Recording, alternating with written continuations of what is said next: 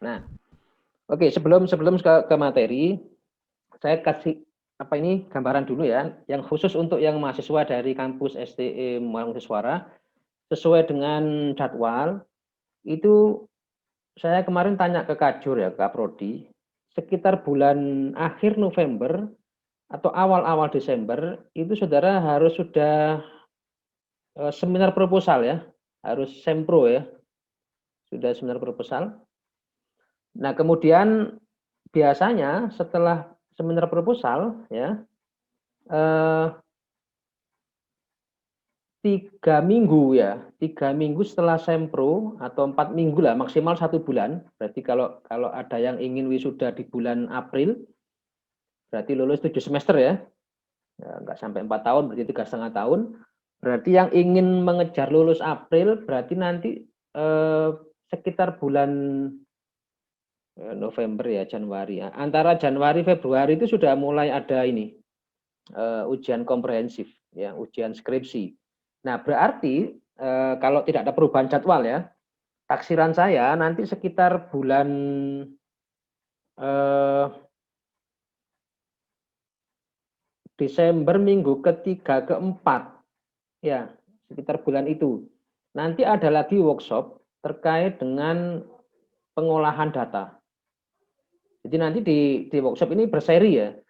Yang pertama kita berikan materi ini dengan harapan saudara supaya nanti ada ya mungkin pengembangan dari proposal yang sudah ada.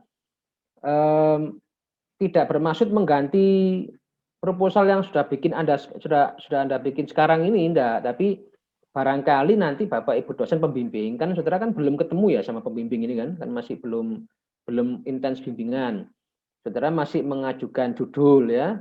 Barangkali sudah ada yang mulai ditolak judulnya misalkan. Jangan ini cari ini, sudah banyak yang sering ngambil atau jenuh nah gitu ya. Atau nanti dosen mungkin tambahkan variabel ini. Artinya di tahap-tahap awal ini mungkin masih ada kemungkinan riset Anda atau skripsi Anda itu judulnya berubah ya. Ada kemungkinan. Di beberapa kelompok yang saya bimbing, beberapa yang mengajukan judul juga ada kemungkinan nanti saya suruh mengubah ya, karena ini sudah terlalu sering. Kalau mau direplikasi ya sebenarnya tidak masalah, tapi lebih baik kalau ini di-upgrade ya, di-upgrading, dikembangkan. Nah, dengan harapan nanti apa? Dengan harapan nanti artikel Anda ini punya potensi untuk publishable ya, punya potensi untuk dipublish di beberapa jurnal nanti ya. Nah, di situ nanti Anda akan dapat poin lebih gitu loh ya. Maksud saya begitu. Ada poin lebih yang saya maksud itu Anda bisa dapat poin, juga bisa mendapat koin. Nah, yang penting ini koinnya ini ya. Nah, jadi kalau risetnya bagus, itu bisa mendapatkan koin ya. Oke. Ini sebentar. Ini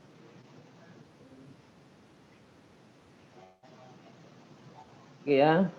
Nah, sebenarnya acara ini juga kemarin saya dititipi informasi ya. Nanti bagi mahasiswa yang mungkin ingin melanjutkan S2 di kampus ya, di Magister Manajemen STM Suara, untuk alumni Anda mendapat kesempatan dapat semacam potongan biaya pendidikan ya, sekitar 10%. Nah, itu ada 10% dari total biaya ya. Jadi kemudian di S2 kita itu percepatan ya, 1,5 tahun sudah bisa lulus ya. Nah, jadi barangkali nanti dari S1 ada yang langsung minat di S2, silakan memanfaatkan fasilitas diskon itu ya, 10%. Baik, kita lanjut ya. Nah, bentar, ini ada yang suaranya masih belum di mic ya. Mohon yang dicek, mohon semua peserta mengecek. Ada yang belum nah ini sudah, oke. Baik, nah khusus untuk yang dari STM Suara, ya artikel Anda nanti setelah selesai skripsi, Anda kewajibannya itu adalah nanti untuk melakukan menyimpan skripsi itu di repositori eksternal ya. Nah, ini yang di poin 1 ini. Ya. Jadi nanti saudara setelah selesai skripsi, saudara diminta untuk melakukan resume ya, melakukan resume, kemudian dari hasil resume yang sesuai dengan format jurnal ABMR ya, Accounting Business Management Review. Jadi kita punya portal namanya ABMR, itu nanti yang akan menampung skripsi Anda yang versi jurnal ya. Nah, itu yang nanti akan di-upload. Oke, jadi ya harus ada persiapan memang nanti ya. Setelah skripsi itu saudara meringkas ya, kemudian di-upload di ABMR ya, supaya bisa dibaca oleh ya adik kelas atau mungkin orang lain, peneliti lain ya, untuk dijadikan sebagai referensi. Kemudian kita lanjut ya. Nah, ini sekilas saja. Sekilas. Nah, apa sih yang dimaksud dengan novelty itu? Ya, novelty itu bahasa gampangnya gini lah. Novelty adalah kebaruan riset. Jadi apa yang membedakan antara riset kita dengan riset yang lain? Nah, itulah yang disebut dengan novelty. Ya. Nah, tentu tahapannya begini. Anda sekarang kan masih kuliah ini, semester 1 sampai semester 6 ya, 7 sekarang ya, sudah kuliah. Nah, sebenarnya di kuliah itu penekanannya adalah Anda ini adalah hanya pengalihan pengetahuan dari yang tidak tahu menjadi tahu. Ya, kemudian mungkin ada pengulangan existing teori. Jadi teori-teori yang sudah ada, yang sudah dibukukan itu diulang ya untuk dibahas di kelas ya, kemudian diulang sebagai diujikan, dibuat latihan ya gitu aja pengulangan ya. Kemudian mungkin kalau ada diskusi-diskusi berarti ada implementasi dari teori yang sudah ada itu. Anda kan sering diskusi membuat makalah. Itu kan berarti apa? Mencoba untuk mengimplementasikan yang sudah Anda dapat tadi ya. Nah, tentu dalam kuliah itu juga membangun pengalaman meneliti. Nah, seringkali Bapak Ibu dosen memberikan tugas ya, memberikan apa, membuat paper. Nah, itu untuk membangun pengalaman penelitian. Nah, kemudian setelah selesai ini ya, Saudara masuk ke skripsi. Nah, sebenarnya skripsi Anda itu kan levelnya S1. Nah, kalau S1 berarti Saudara peluangnya adalah ini, menguji existing teori tadi. Ya. Jadi Saudara dapat teori kan sudah selama kuliah kan dapat teori banyak. Nah, sekarang dicoba untuk diuji apakah benar teori itu. Nah, gitu ya. Nah, jadi sampai sini aja dulu. Nah, memang kalau S1 ya karena masih adaptasi ya, penyesuaian, sehingga memang kategorinya, novelty-nya ya memang masih rendah. Ya. Memang kita nggak menuntut Anda untuk sampai ke level ini. Kan nggak mungkin Anda kita tuntut sampai, apalagi sampai ke sini ya. Discovery untuk mendapat hadiah Nobel kan nggak mungkin ya. Ini kan level setelah, ini nggak ada sekolahnya kalau ini. Nah, kalau ini S3, ini kamar S3 ini ya. Kalau S3 itu nah ini mengubah framework teorinya, cara berpikirnya. Maksudnya cara berpikirnya dari model konsep teori itu, ya. Kemudian metodologinya mungkin berubah, ya. Barangkali melahirkan istilah baru. Nah, contoh, saya kasih contoh ya. Ya ini kan sebenarnya kan ini penelitian S1, S2, S3 itu kan hanya kelas-kelas, kamar-kamar gini aja. Tapi Anda pun kalau sangat luar biasa juga bisa loh ya menemukan invensi itu. Maksudnya nggak dibatasi harus. Apakah kalau saya ingin naik kelas Pak, misalkan, apakah harus di sini aja itu? Enggak, Anda boleh ke sini. Kalau Anda excellent ya silakan ke sini. Ya. Ya siapa tahu nanti Anda setelah lulus S1, lanjut S2, risetnya menjadi roadmap. Ya, menjadi terus berlanjut pengembangan. Nah, gitu. Nah, jadi termasuk yang tadi ini, misalkan melahirkan istilah baru dalam hal manajemen ya. Nah, sebagai contoh, sekilas saja contoh ya. Saudara yang anak fisika mungkin pernah mendengar istilah inersia ya. Inersia itu gini ya, ada benda jatuh itu kan dia punya massa ini, berat benda ini ya. Benda ini kalau jatuh, nah terus kena ke media yang agak empuk gitu ya, bukan keras ya, yang lembek gitu ya. Itu kan cenderung gini. duk, nah gini aja kan. Ndak mental gini ya. Kenapa ndak mental? Karena ini ndak keras. Nah, sehingga dia ada redam. Tapi sebenarnya dia nggak diam itu. Dia kalau dibesarkan, kalau di zoom itu gini. Nah, gini. Nah, tak sampai dia berhenti. Nah, itu namanya inersia. Nah, saya ketika melihat fenomena ini, saya jadi terpikir, iya ya, di organisasi, di apapun itu ada situasi ini. Ya, misalkan ya, eh,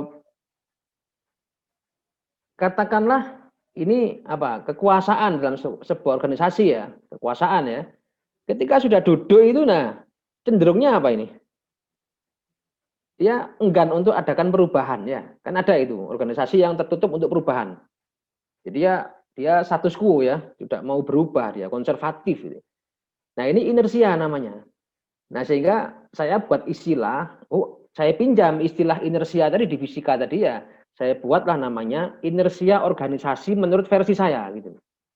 Sehingga saya kasih definisi, inersia organisasi adalah keengganan sebuah organisasi untuk melakukan perubahan atau sebuah keengganan dari organisasi itu untuk merespon perubahan. Jadi nggak ada dinamika. Ya sehingga apa? Dia gitu-gitu aja gitu loh. Ya akhirnya apa kalau gitu? Nggak ada perubahan, nggak ada inovasi, inovasinya buntu, diktator di situ, ada status quo di situ ya sehingga apa? Susah untuk berubah. Gitu. Ya, culture-nya kuat di situ ya. Nah, akhirnya apa? Terjadilah inersia. Nah, itu memunculkan istilah baru.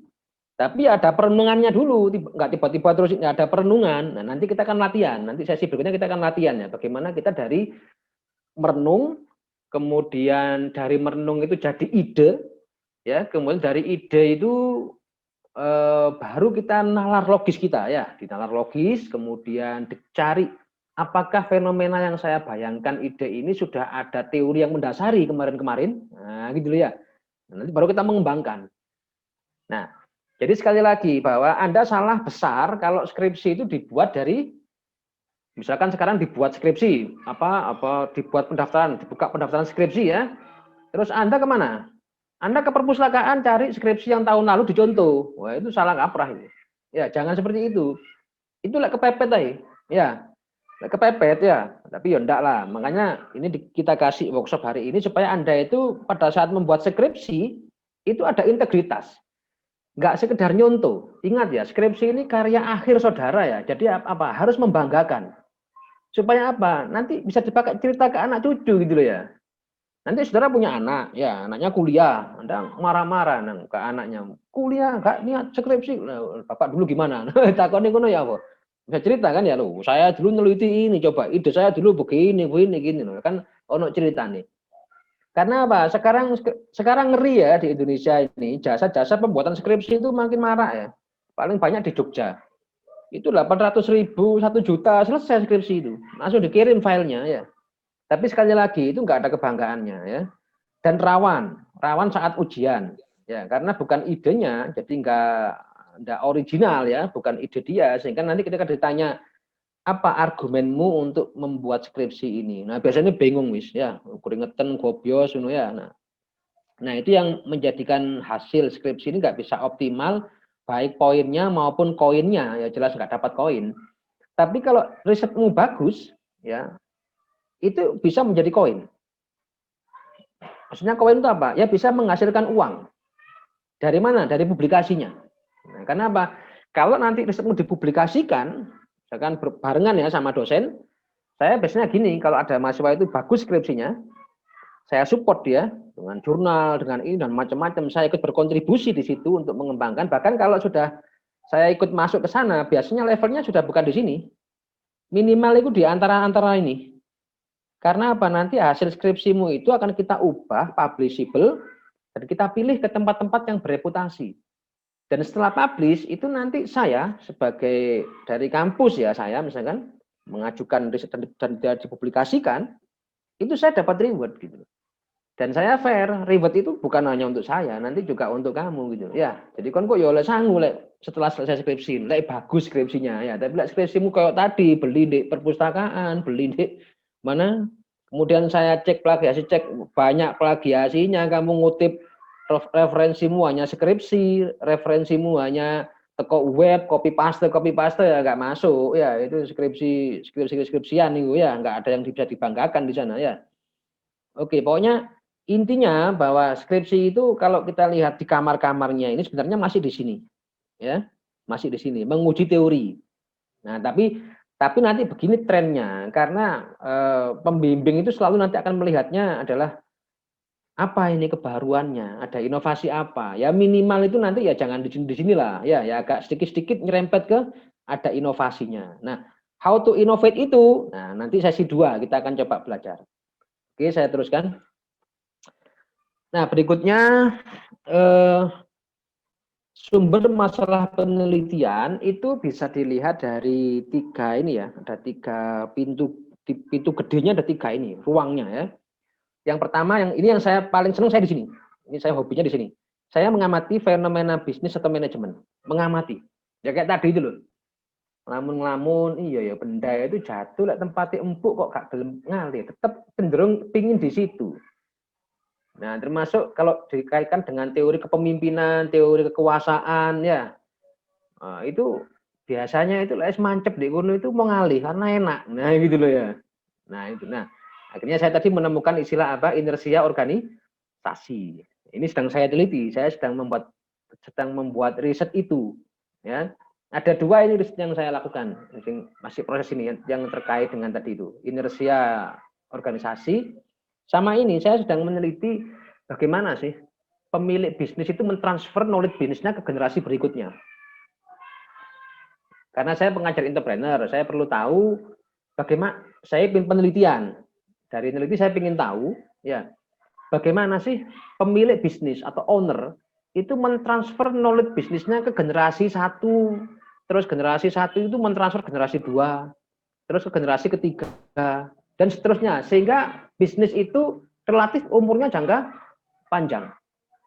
Saya ambil dari sisi how to translate knowledge-nya itu. Saya ingin tahu, ya apa cara itu ngajari generasi-generasi ini. Satu sisi fenomena yang ada di masyarakat pedesaan itu sudah mulai banyak anaknya petani nggak mau jadi petani. Jadi ada yang salah transfer knowledge-nya di situ kan berarti.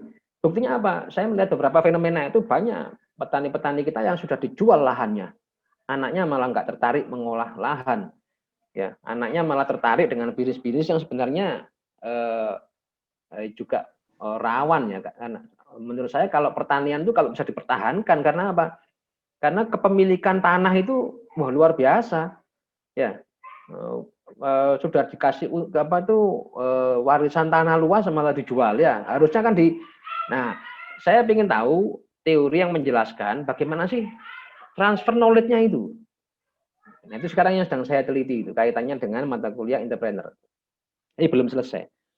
Nah, yang kedua, kita bisa melihat kalau tidak punya fenomena, misalkan Anda itu tidak punya fenomena ya, misalkan tidak punya apa ya, video apa ya, karena nggak pernah dilatih misalkan ya, misalkan nggak pernah dilatih, setelah tidak punya sense, kepekaan terhadap fenomena bisnis misalkan, ya tidak akan muncul fenomena itu.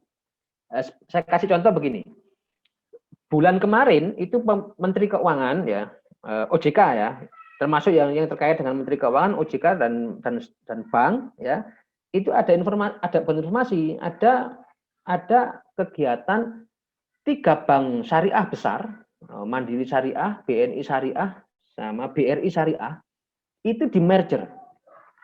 Kalau nggak salah nanti namanya menjadi Bank Amanah. Dan ini akan diproyeksikan menjadi bank syariah terbesar ya di dunia. Bayangkan itu. Ya. Ini tentu kalau anak-anak kuliahan yang punya sensitivitas untuk di bidang-bidang ekonomi syariah tadi itu, tentu ini menarik fenomena ini. Untuk diapakan? Diteliti, ya. Ada fenomenanya, kemudian dicari apa ya kira-kira ya. Nah, memang begini kalau nggak pengalaman ya untuk menemukan ide itu agak susah ya. Tapi jangan khawatir, kenapa? Karena Anda punya pembimbing.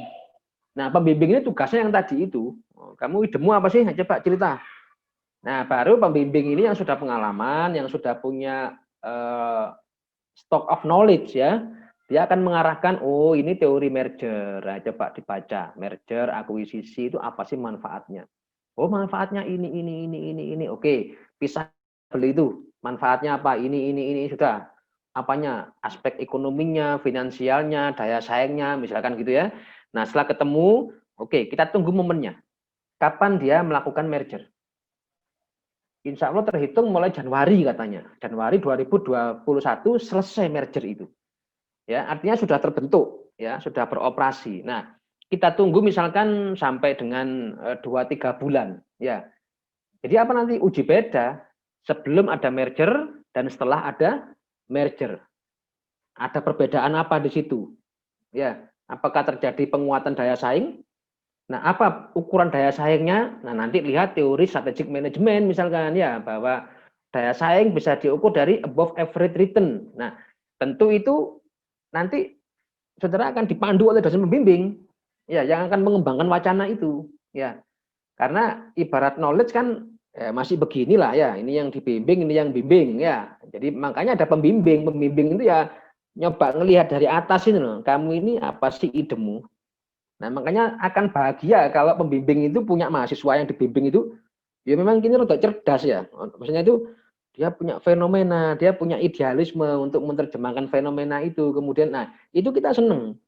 Ya, tapi banyak kalau misalkan bimbing itu sing dibimbing rada letoy ngono ya. Sing digawe iku skripsi, ya bulet skripsine koncone, ngono gak punya ide sendiri. Nah, iki rada berat memang ya. Oke ya, mudah-mudahan nanti setelah kita ikut workshop ini, saudara punya idealisme ya, punya keinginan untuk meneliti gitu ya. Oke, nah berikutnya kesenjangan hasil penelitian ini bisa menjadi pintu kalau kita nggak mampu di sini. Ya, caranya gimana? Ya kita kumpulkan. Yang penting begini, paling gampang. Temamu apa? Jurusanmu apa? Oh saya ikut akuntansi. Oke, di antara akuntansi itu kamu yang minat itu apa? Nah, iki repot maneh lek mangkane lek ben lek kuliahe gak niat, saiki skripsi rada telat ini ya. Dia nanti akan kesulitan untuk mencari ide itu. Akhirnya itu memang jalan pintasnya, beli ya. Nah, kalau kita punya misalkan akuntansi, kamu mau tentang apa? Iya, saya dulu waktu kuliah tertarik ingin mengetahui CSR. Kenapa sih kok ada kewajiban CSR? CSR itu kemana dampaknya gini gini gini. Oke lah. Nah, nanti kita bermain teknologi di sini. Nanti saya minta download apa? Mendeley. Saya minta download Publish and Paris. Ya. Nanti kita coba praktek menggunakan Open Knowledge Map. Ya. Nanti apa? Ketikkan kata kunci CSR, misalkan Corporate Social Responsibility. Nah, tentu ya jangan cuma CSR. Misalkan gini, CSR itu dampaknya apa ya? Ya tidak usah banyak-banyak. Kata kunci carilah 2 atau 3 ya. Misalkan, oh ternyata CSR, kalau perusahaan itu CSR dipublish, orang tahu, itu nanti terkait dengan teori signaling. Kan gitu kan? Nah, kalau saudara misalkan saudara nggak tahu orang nggak kenal saudara ya, saudara ke desa gitu, saudara sewa mobil Alphard, pakai baju bagus, orang desa melihat Anda gimana? Ada signaling teori kan yang ditangkap oleh orang desa itu, wah, ini wong soge, ini wong kredibel iki. Nah gitu kan ya. Nah sama perusahaan ya gitulah gampangannya. Dia CSR supaya terpublish sehingga masyarakat tahu, sehingga apa? Ada teori signaling itu menyimpulkan bahwa oh ini perusahaan yang kredibel. Berarti apa? Kalau dia kredibel, aku layak invest di sana. Berarti apa? Rame-rame lah kita beli sahamnya. Akhirnya apa?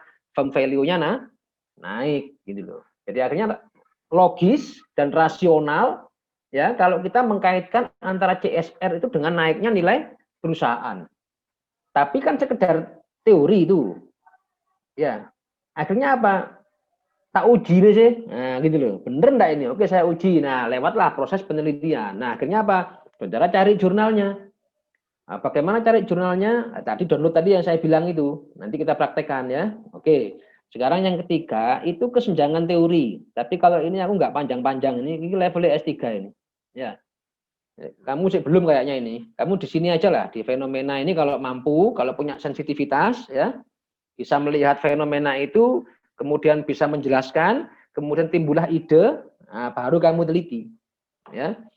Nah, kemudian yang kedua berangkat dari beberapa hasil riset yang kemarin, ya kita lihat ininya apa, ada gapnya enggak, apa perbedaannya. Nah, kita mengisi ruang-ruang beda itu. atau menjadi penggabungan. Oh, ini neliti ini, oke saya gabungkan ya setelah di mapping. Nah, mungkin kita yang di dua ini aja. Ya, yang ini enggak. Ini yang level S3 ini. Oh, level S3 aja lah kalau kena yang ini ampun-ampun kadang-kadang ya. Oke ya. Kita lanjut. Nah, ini pintu riset gap tadi ya. Nah, kita ringkas lagi ya, kita perjelas lagi. Kadang itu begini, ada fenomena ya atau ada hasil-hasil penelitian juga ya, itu yang masih belum berhasil ya menjelaskan apa yang mendasari bahwa praktek-praktek bisnis atau manajemen itu berhasil ya. Jadi masih belum ada teori yang menjelaskan. Nah, kita bisa masuk ke ruang ini. Ya. Tapi ini susah ini. Ya, ini enggak gampang, ya, juga enggak gampang. Nah, kalau saran saya S1 skripsi yang di sini aja. Nah, ini ya.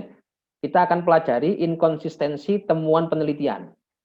Kalau ini masih susah, ya, ya sudah kita replikasi aja. Cari jurnal yang menarik, ya, yang sekarang lagi viral, lagi booming, lagi rame-rame orang itu mengkaji itu. Nah, saudara ikut nimbrung di sana, gitu aja, ya. Nah, nanti kita dipraktek. Ini kita percepat dulu aja. Nah, yang kedua kita melihat kadang itu di hasil-hasil penelitian itu masih ada yang kurang ya, belum banyak dilakukan. Kalau sekarang itu misal kayak tadi itu yang saya bilang ya, bagaimana sih generasi satu atau pendiri bisnis itu mentransfer knowledge-nya sehingga ke generasi 2, 3 dan seterusnya sehingga bisnis ini bisa berjalan dengan jangka panjang ya sampai lintas generasi ya. Nah, itu masih jarang itu penelitiannya. Ya. Loh Pak, dari mana taunya kok jarang? Nah, tadi itu nanti kan ada kita punya aplikasi. Kita masukkan kata kunci itu, ya. Kemudian kita search ya, berapa munculnya riset itu. Nanti ketahuan. Apalagi kalau pakai force viewer ya, nanti yang muncul warna. Kalau warna merah sering diteliti, kalau warna kuning ya agak banyak yang peneliti. Tapi kalau warna biru atau hijau, nah itu masih jarang. Nah, kita masuk di situ untuk melihat ininya, networknya itu. Nah, itu pakai force viewer ya. Nah, nanti mungkin di workshop ke berikutnya ya. Kalau di sini waktunya nggak cukup ini. Kita nanti ada workshop berikutnya khusus tentang force viewer ya. Nah, kemudian berikutnya ada juga penelitian itu yang sifatnya adalah ini, kekurangan bukti riset. Misal nanti setelah kita mapping, loh kok nilai R square-nya kok kecil, nilai B-nya kok kecil juga, ya tidak berkontribusi. Nah, coba kita ulang, ya. Jadi kita ulang. Nah, atau yang terakhir ini yang paling gampang ini. Saudara baca jurnal, baca artikel, ya. Kemudian dilihat, ya, apa yang ditulis oleh peneliti tersebut. Maksudnya sarannya apa, keterbatasannya apa, ya itu boleh di sini. Kalau anak S1 boleh lah, ya. Tapi kalau S3 enggak boleh. Karena apa ya? Ini kan nggak ada kebaruan kalau ini. Bukan novelty dari kita ya, tapi ini milik orang lain ini, ya. Kita yang ngambil aja dari dia gitu. Oke ya. Nah, ini beberapa pintu riset gap. Mungkin pertama diingat-ingat aja ya. Nah, ini contoh tadi ya, hampir lupa saya. Ini contoh tadi ya, misalkan kekurangan riset atau penjelasan, misalkan ini. Ya, kita selama ini mengenal apa? Body of knowledge dari marketing mix itu yang 4P itu. Philip Kotler itu ya 4P itu ya. Tapi dalam perkembangan sekarang berkembang ya, menjadi 5P, menjadi 6P, menjadi 7P ya. Nah, P-nya apa aja? Nah, ini kan 4P yang sudah kita kenal ya, product, price, promotion, place. Ada peneliti berikutnya menambahkan people, process, and physical evidence. Kalau saya sekarang saya nambahkan berani nih, bukan 7P tapi 8P. Apa kira-kira P yang terakhir? Pray, prayer ya, pray, berdoa. Nah, iya ya produk, promosi, ya terus berdoa ya. Lek gak dikendaki kan gak laku Mas yo, ini hebat ya. Makanya berdoa sekarang ya, apalagi ada Covid ini, tambah satu ini berdoa. Ya.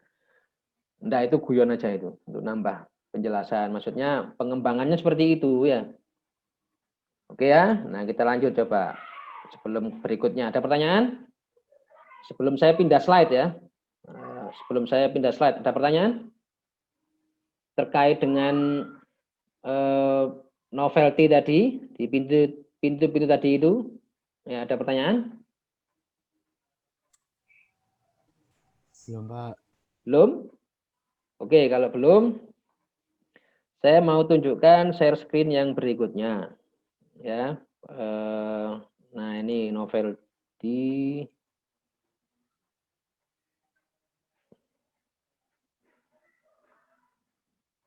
Sudah tampil? Belum, Pak.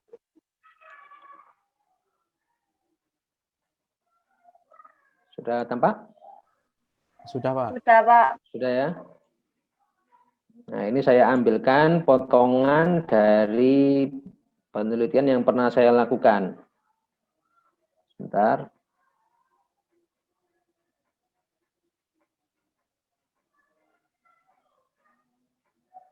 Sebentar, ini belum bisa saya geser. Nah, ini. Kurang besar ini tampilannya? Cukup, Pak, cukup. Cukup?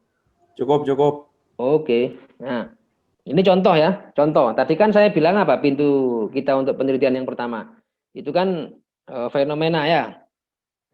Fenomena bisnis, fenomena manajemen yang ada di masyarakat ya. Saudara jalan-jalan kemana, ngelihat apa? Ya semesta ini kan luar biasa. Sebenarnya kan alam ini kan ayat-ayat Tuhan semua ya. Bagi orang-orang yang berakal, yang berpikir, dia akan menemukan ketertarikan untuk tahu lebih lanjut itu, ya misalkan ya. Nah, satu-satu saya merenung ya, ya. Iya ya, ada manusia yang umurnya panjang, ada yang manusia umurnya pendek. Awalnya itu saya renungannya. Nah, kemudian saya mencoba untuk memperpanjang nalar itu ya. Apa ya yang menyebabkan manusia itu umurnya panjang? Ya, ada yang bilang saya ketemu orang umurnya tua ya. Saya tanya, "Bapak umurnya berapa, Pak?" 85. Lah kok sih sehat, Pak? Sik iso gowes sampai ke kebun teh ini loh kayak saya gini. Apa Pak resepnya, Pak? Nah, saya tanya. Oh, saya ini, saya itu orangnya easy going, misalkan gitu bahasanya ya, enggak pernah mikir, enggak pernah stres. Saya makan itu ya secukupnya, misalkan gitu loh ya. Nah, dan seterusnya gitu ya. Nah, oke lah. Itulah manusia. Ya. Nah, tapi kita nggak bisa ke sini karena apa? Disiplin ilmu kita bukan tentang ilmu human. Kita bukan orang kedokteran, bukan ahli gizi, bukan ahli olahraga, bukan. Ya, tapi kita di sini kan. Nah, saya konversi itu. Ya, saya konversi dari tadi merenung itu, akhirnya saya mikir, iya juga ya, sama juga dengan perusahaan. Perusahaan itu ada yang umurnya pendek, ada yang umurnya panjang. Ada perusahaan yang umurnya setelah saya tertarik ini, saya googling. Saya tanya di Google itu, siapa perusahaan yang umurnya paling tua in the world? Nah, gitu ya. Akhirnya muncul, ada perusahaan yang umurnya itu 1000 tahun, 1500 tahun. Umurnya panjang-panjang. Akhirnya apa? Saya semakin tertarik. Ya, apa ya yang bisa teori apa yang bisa menjelaskan perusahaan ini umurnya bisa berkelanjutan? Ternyata sudah ada, namanya ini teori corporate life cycle atau organization life cycle. Ya. Nah, jadi organisasi itu lahir, generasi pertama dan seterusnya sampai sukses, ndak hati-hati generasi kedua turun, generasi ketiga dijual. Ada kan fenomena itu ya. Jadi generasi pertama bangun bisnis, sukses ya. Ini orang yang membangun ini sengsara ini ya, mulai modal kecil sampai cari pelanggan sampai gede perusahaannya, tapi perusahaannya semakin sukses dia semakin tua, ya kan? Semakin tidak kuat, akhirnya apa? Estafet ke generasi kedua, katakanlah ke anaknya. Tapi karena anaknya ini pas dikuliahkan males ya, akhirnya jauh uang itu, nggak sempat belajar, akhirnya nggak perform. Begitu orang tua nggak kuat, anaknya pegang bisnis, nggak bisa ngelola. Akhirnya terjadi apa? Declining, kan ya, penurunan. Diteruskan, akhirnya ya bangkrut. Akhirnya apa? Banyak bisnis keluarga itu banyak kasusnya yang generasi kedua sudah dijual, nggak bisa terus. Generasi 3 apalagi, ya kadang makanya sampai ada guyon ya kalau kita di entrepreneur itu, generasi pertama itu yang membangun bisnis, generasi kedua yang menikmati, generasi ketiga itu yang menjual. Nah, itu sudah banyak terjadi. Nah, artinya bahwa apa yang tadi saya renungkan itu, ya ada teorinya, gitu loh. Namanya teori ini. Nah, ini yang saya pelajari akhirnya. Ya, ini yang saya kaji. Teori corporate life cycle. Nah, intinya apa? Saya menemukan bahwa perusahaan itu bisa terus berlanjut, ya, ini dan seterusnya ini, ya, ketika apa? Ketika di situ ada nilai yang diberikan kepada pelanggan. Nah, itu yang saya temukan awalnya, ya. Akhirnya apa? Saya pelajari terus, saya cari jurnalnya, ya. Nah, ini lahirlah ini. Fenomena tersebut saya telaah melalui nalar logis. Saya telaah dulu. Saya pikir-pikir dulu ya. Tema ini loh. Ini saya pikir-pikir dulu. Ya, benar enggak kalau perusahaan itu yang terbaik kepada pelanggannya sehingga pelanggannya menjadi loyal, karena loyal akhirnya market itu terjaga. Oh, logis, ya. Nah, kemudian saya mencari beberapa hasil. Nah, ini beberapa hasil penelitian, jurnal ya yang menjadi teori. Nah, saya masukkan kata kuncinya. Nah, saya dapatkan beberapa artikel. Ini kan ini nalar logisnya ini. Ya, ini nalar logisnya di sini. Nah, kemudian saya cari beberapa artikel. Nah, saya menemukan ini. Nah, ini yang pertama ya. Ini jurnal yang pertama. Kemudian saya review. Ya. Nah, makanya nanti di sebentar tadi ada yang bentar. Saya kembali dulu ke sini. Ke ini. Nah, ini. Nah, ini tadi di bagian akhir. Ya, ini yang belum saya klik ini. Nah, ini. Ya. Jadi latihan kita nanti ya, sebelum tadi ke sana itu, nah ini nih. Ini temukan dulu fenomenanya. Ya, temukan fenomena, ubah jadi ide. Nah, tadi saya menemukan fenomenanya. Fenomenanya adalah ada perusahaan berumur pendek, ada perusahaan berumur panjang. Nah, saya temukan fenomenanya, kemudian saya cari artikelnya ya yang relevan untuk diapakan? Nah, ini untuk direview. Ya, nah di sini kita bisa memanfaatkan ini. Nah, nanti silakan di-download ya. Publish and Paris, kemudian Mendeley, kemudian Fast Viewer, ini semua tidak berbayar. Nah, kenapa saya sarankan pakai Mendeley? Karena ini nggak bayar ya. Kalau pakai EndNote dia bayar ya. Nah, kita pakai yang ini karena nggak berbayar tadi itu. Ya.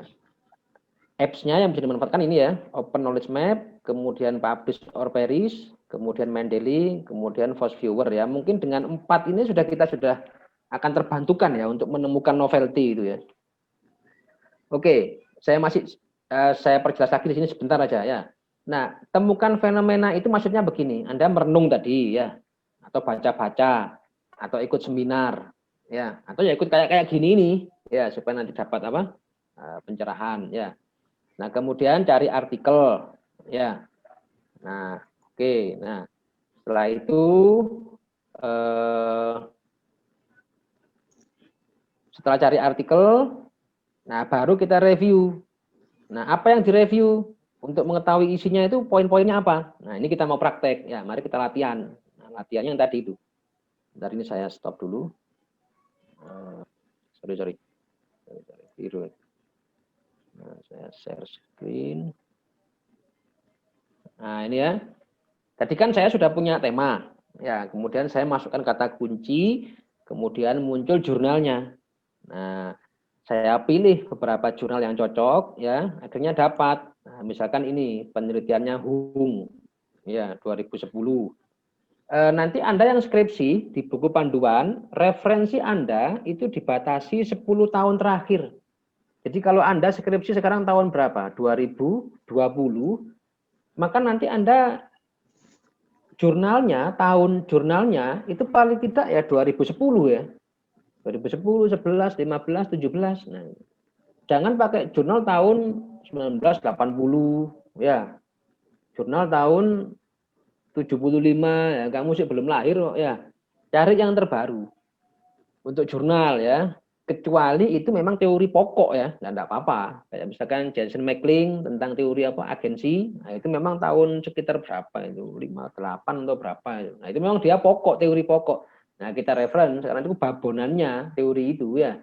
Tapi kalau yang sudah sering diulang, apalagi sudah direvisi ya, kayak teori MM 1, 2 yang di finance ya, nah, direvisi ya, pakai yang terbaru ya, biar nggak ketinggalan informasinya, biar update. Oke, nah ini ada jurnal dan seterusnya, judulnya ini, dalamnya ada gambar kayak gini, namanya model teori ya. Nah itu saya kaji, saya review ya. Ya mereview itu ya kita lihat ya, biasanya yang paling cepat itu nge-review itu lihat abstrak ya, nanti kita akan praktek pakai Mendeley habis ini. Nah dari beberapa jurnal kita lihat ya, nah ini dapat jurnal lagi yang relevan ya, artinya begini, dari tadi di awal ini ya, dari di sini tadi, apa sih yang menyebabkan perusahaan itu umurnya panjang? Setelah saya cari teorinya itu ketemunya ini. Nah ini kata Porter ya. Nah ini teori MBV ya. Daya saing strategis dicapai apabila sebuah perusahaan berhasil merumuskan serta menerapkan suatu strategi penciptaan nilai. Namanya value creation ini. Yang istilah saya value creation. Ya. Bagi siapa? Para pelanggannya. Ada yang bilang begitu. Sehingga apa? Value creation ini berpotensi menjadi apa ini? Variabel. Jadi ini sudah punya potensi dia nanti menjadi variabel penelitian. Ya. Terus saya baca-baca lagi, nemukan lagi ya. Nah, kayak gini, pada saat perusahaan menerapkan strategi tersebut ya, dan perusahaan pesaing tidak bisa meniru keunggulan tersebut. Nah, disinilah perusahaan memiliki keunggulan bersaing secara berkelanjutan. Oh, berarti SCA ini. Nah, ini berarti ada potensi dia juga akan menjadi tambahan variabel. Ya.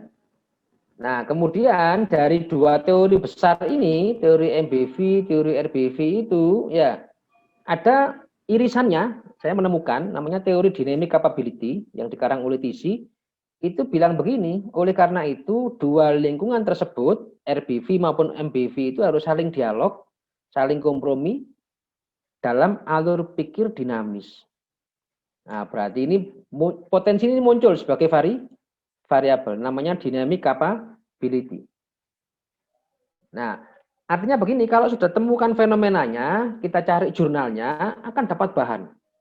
Ya memang yang diperlukan apa? Membaca. Nah, Anda kalau waktu ini skripsi tapi tidak punya daya baca, ya susah ya. Jadi kalau skripsi itu harus punya daya baca, ya. Harus punya daya baca yang kuat, ya. Oke, nah akhirnya apa?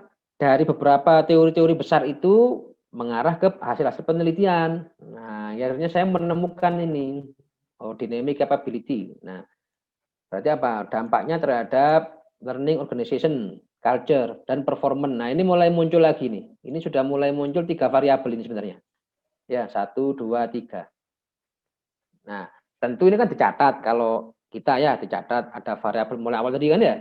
Mulai dari yang merah-merah tadi ini, value creation, kemudian apa tadi, banyak tadi itu ya. Sekarang ketambahan lagi, ada learning organization gitu kan ya. Jadi ya temuannya. Nah, kemudian cari jurnal lagi, nemukan lagi apa ini. Oh, ini banyak ini.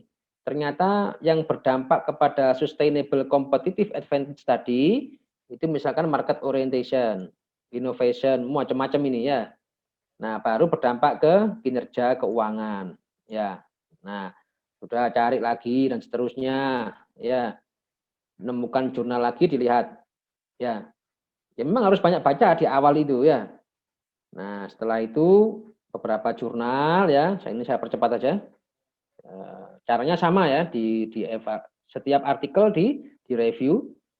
Akhirnya total waktu itu ada sekitar berapa artikel nih, saya teruskan dulu.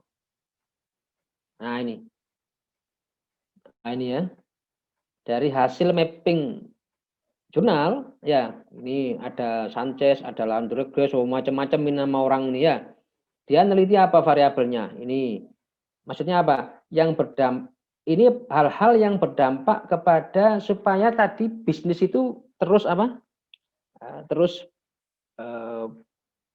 eksis gitu loh ya, terus berjalan ya. Nah ini menurut beberapa yang saya kaji jurnalnya, nah saya menemukan beberapa variabel ini. Ya, ini market orientation, learning organization, kemudian dynamic capability, kemudian value creation, kemudian sustainable competitive advantage, ya SCA, ya. Nah kemudian dari masing-masing peneliti saya kasih kode. Oh ini meneliti apa? Variabelnya ini sama apa? Sama ini. Yang saya cawang ini 2 variabel, yang ini kosong. Kalau ini meneliti yang mana? Oh dia meneliti yang ini sama ini, hanya 2 variabel aja ya. Terus kalau ini meneliti apa? Ini sama ini terus gitu ya. Kita cawang-cawang gitu kan ya. Nah yang paling banyak ini market orientation itu. Saat tahun-tahun itu ini lagi populer memang ini. Ya akhirnya apa ya, supaya nggak ketinggalan zaman saya masukkan. Nah, sehingga pada tahun 2013 ini yang saya teliti. Nah, ini semua variabel ini sudah masuk, melengkapi yang belum-belum.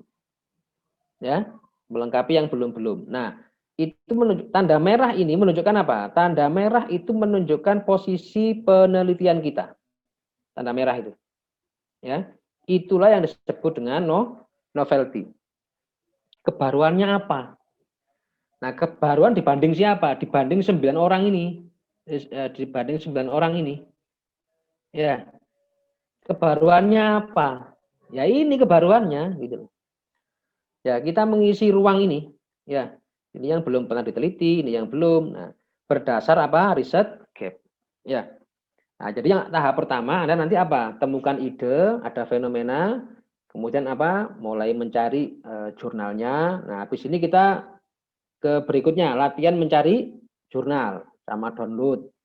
Nah, kemudian kalau kita nanti sudah terampil ya, cara mencari, sudah terbiasa menggunakan kata kunci, ya, sudah mengenali bagaimana kita mencari artikel, saya kira skripsi itu nggak ada masalah.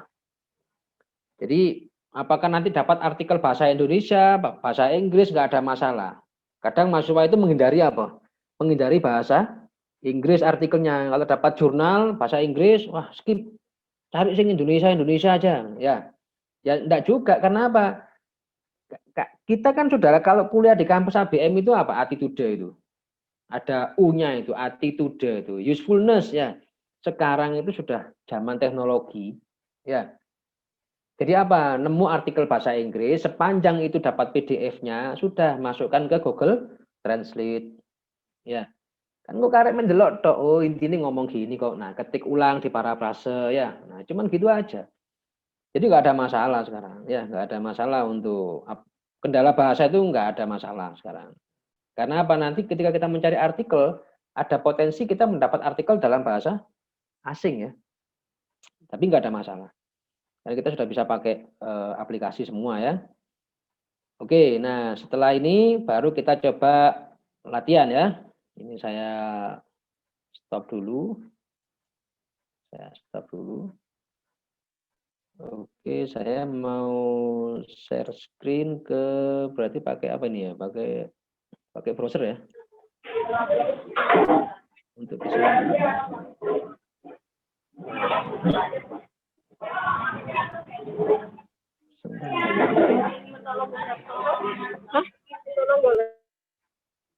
Oke, ini saya close dulu.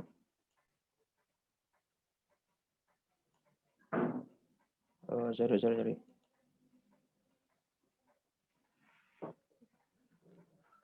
Oke, Anda bisa melihat ini apa browser saya? Bisa melihat? Bisa, Pak. Oke. Pak. Oke. Nah, sekarang begini, Anda yang sudah punya tema penelitian, sudah punya bahan maksudnya ya, mungkin zoom-nya bisa diminimize, yang pakai laptop ya, bisa diminimize, saudara ke browser sekarang, ke browser. Bentar, ini ada masalah ya. Oke, ini sudah tampil. Nah, coba kita ketik sama-sama ya. Kita ketik open di browsernya. Nah, ini saya sudah punya open knowledge map.org. Nah, sudah kita enter.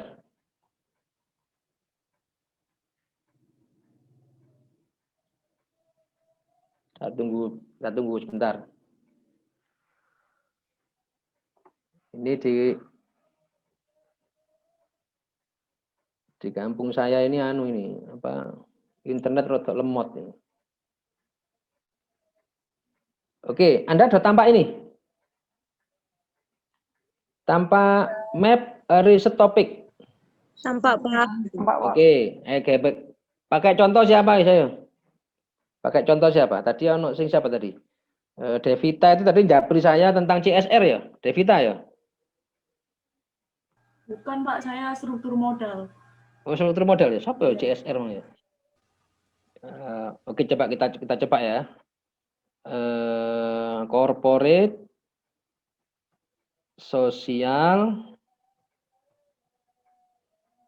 responsibility ya.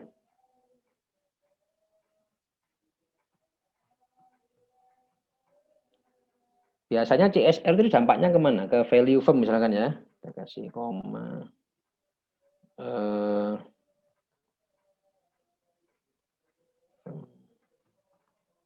Value. Coba kita lihat ya. Nah, dia masih meng-create itu. Dia masih meng-create sekitar 20 menit ya. Nanti dia cara kerjanya aplikasi ini adalah menghubungkan kata kunci. Jadi kata kunci antara CSR dengan firm value ya. Dia akan gabungkan itu kata kunci dua ini. Nanti kata kunci ini akan kemana? Nah, dia juga nanti akan menyajikan di situ ya beberapa jurnal yang sudah tertangkap oleh map ini. Nanti akan kita lihat.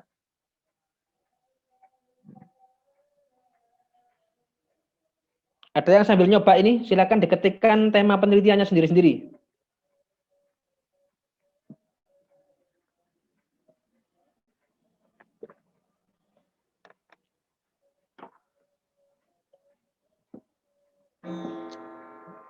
Ya memang harus bersabar ya, karena ini data besar ini, datanya gede kan kalau gini.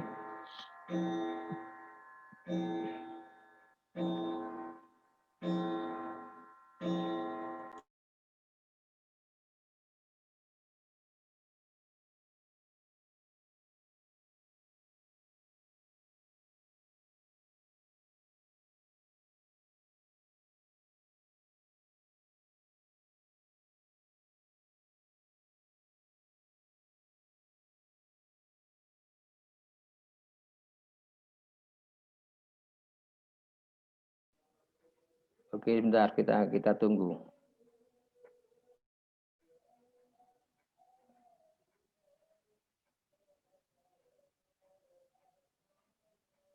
Anda sudah ada yang mencoba di laptopnya?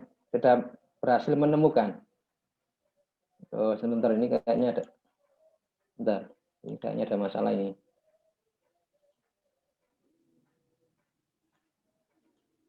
Sebentar. Iya, kayak jaringan. Ada masalah jaringan kayaknya.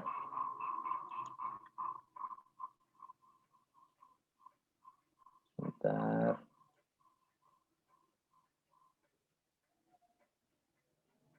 Bentar ini saya close dulu. Coba cari baru aja ini ya. Saya kurang kata kunci mungkin ya. Saya coba kuning kata kunci.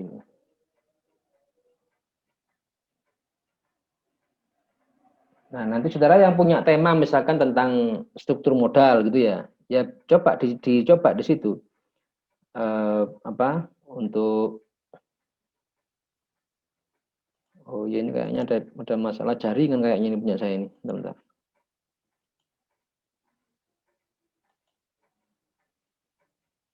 Oh, sebentar. Kita tadi nggak batasi tahun, saya lupa ini. Supaya nggak banyak-banyak ya.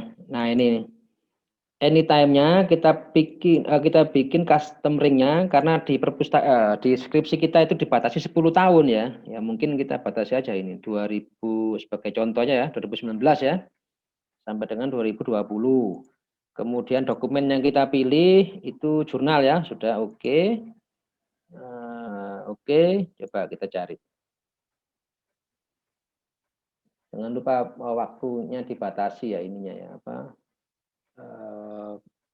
ring waktunya biar iya ini kayaknya ada masalah jaringan ini di bentar. Apa ya?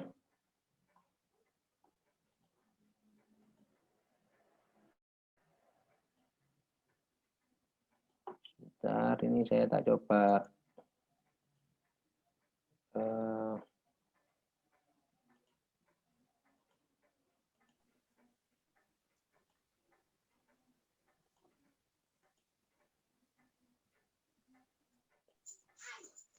ini saya coba untuk tidak menggunakan kamera ya, barangkali bisa mempercepat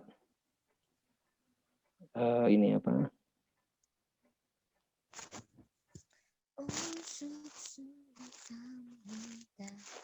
Kalian ada yang sudah mencoba di rumah memasukkan kata kuncinya? Tampak nggak ada kayak banyak bulatan-bulatan gitu loh ya, mengelompok gitu. Ada nggak ya sudah Lemot, Pak. Masih lemot, Pak, jaringannya. Lemot. Iya, anu ya. Iya, masalah kayaknya ya. Ya sama Pak Iya, tampilan. masih loading juga. Loading juga ya. Loading. Oke, ya mungkin Bisa, Pak? bisa. Ada yang bisa? Ada yang bisa?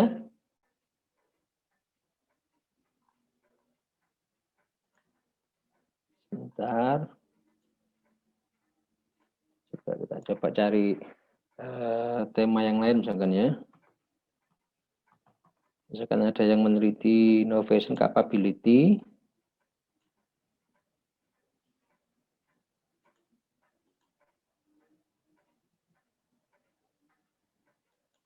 Iya, ini sebenarnya jaringan nih. Biasanya enggak gini kok. Biasanya cepat kok ini.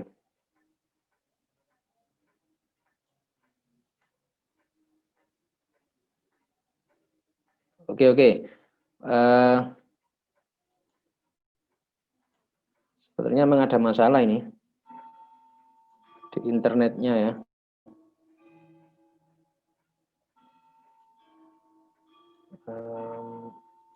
Oke, saya coba akan menggunakan aplikasi yang kedua ya. Mudah-mudahan nanti ini juga bisa membantu.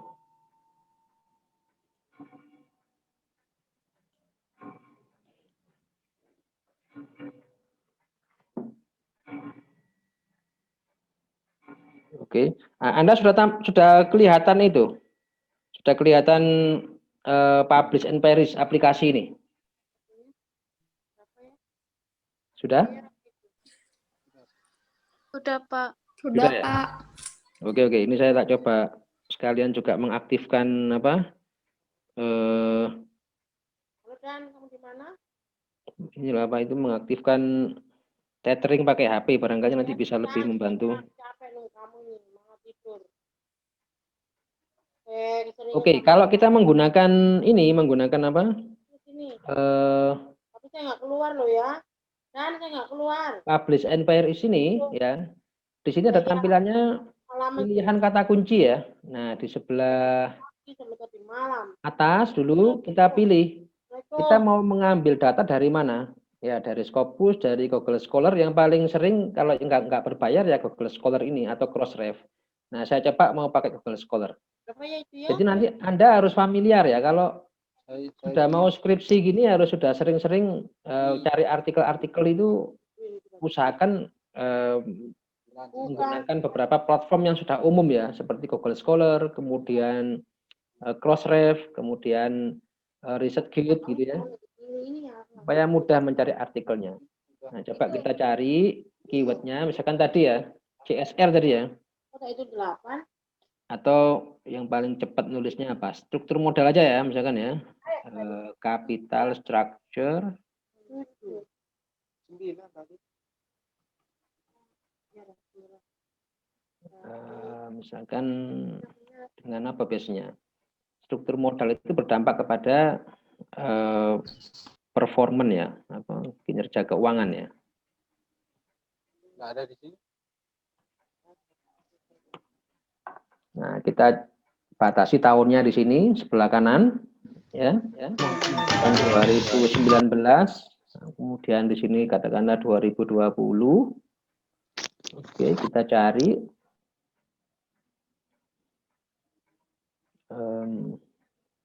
Nah, itu kita sudah mendapat 30 artikel, 40, 50, saya kira cukup sementara ya, cukup ya, 50 artikel ya.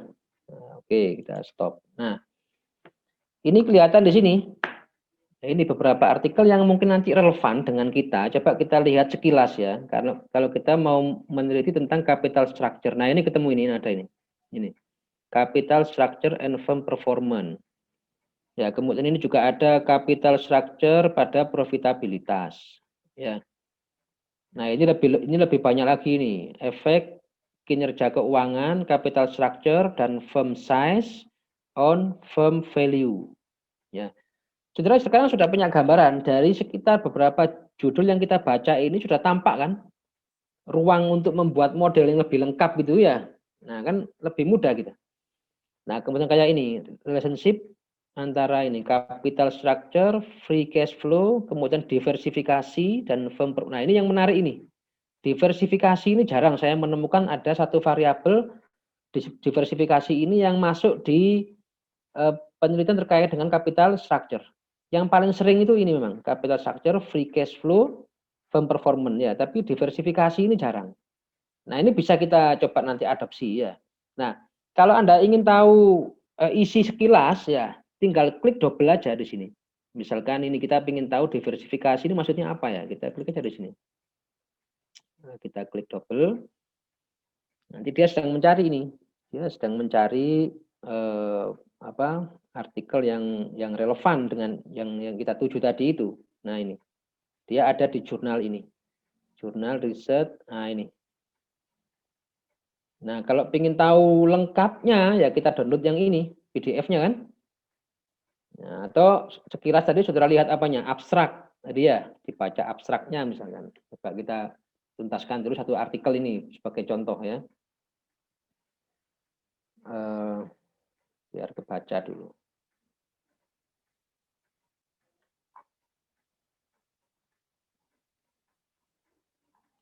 Saat ini belum kebuka.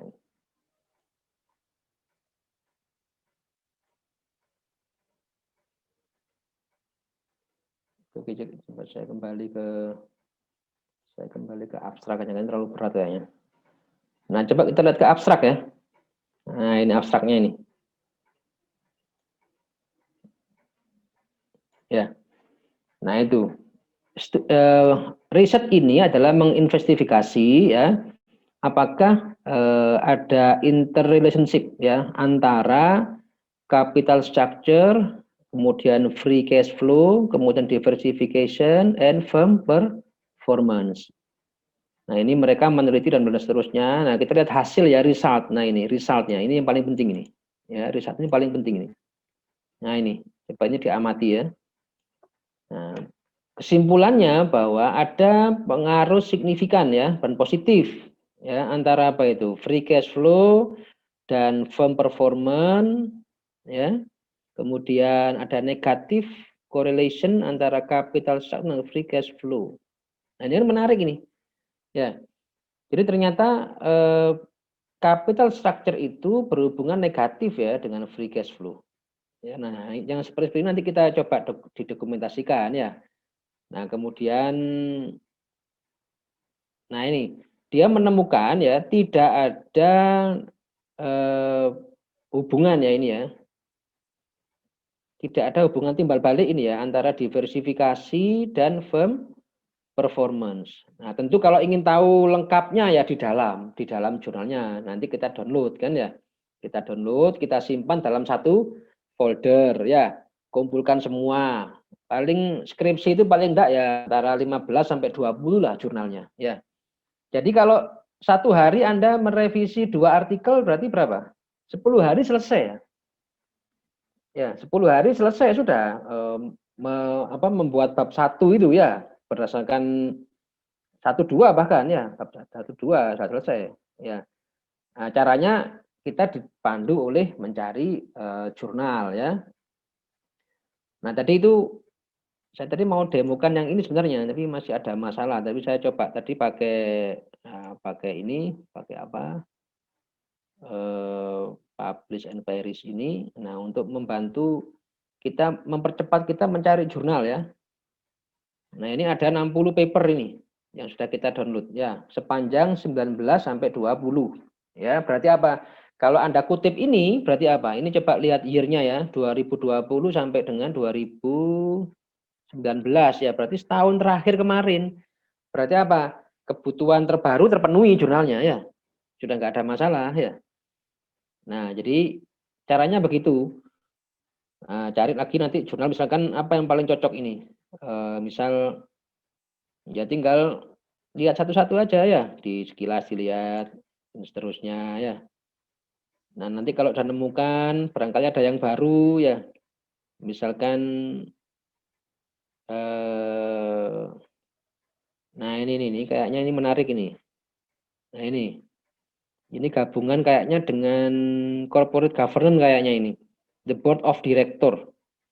Ya, dan firm value. Oh, ini ini apa? Empirical evidence from. Oh, kayaknya kalau gini-gini ini deskriptif ya. Bukan parametrik. Ini ada lagi mungkin yang menarik coba dicari ya nanti di beberapa judul ini. Sebentar saya coba dulu yang tadi ini yang ini ya.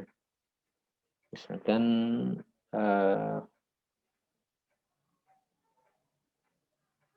capital structure tadi ya.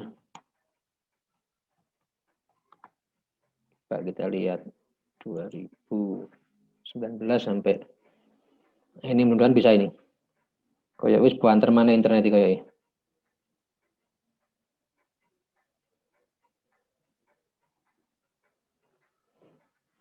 Anda ada yang sudah mencoba tadi?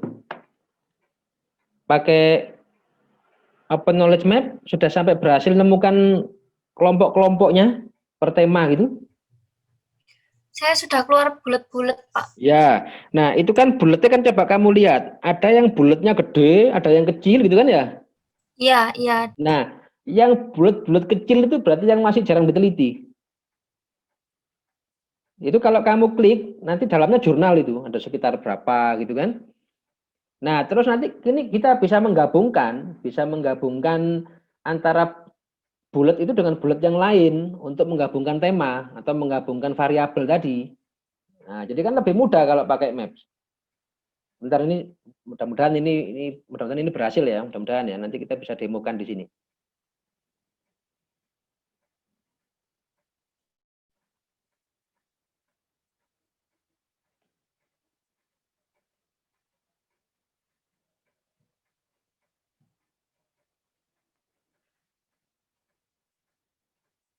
Bentar ini kayaknya.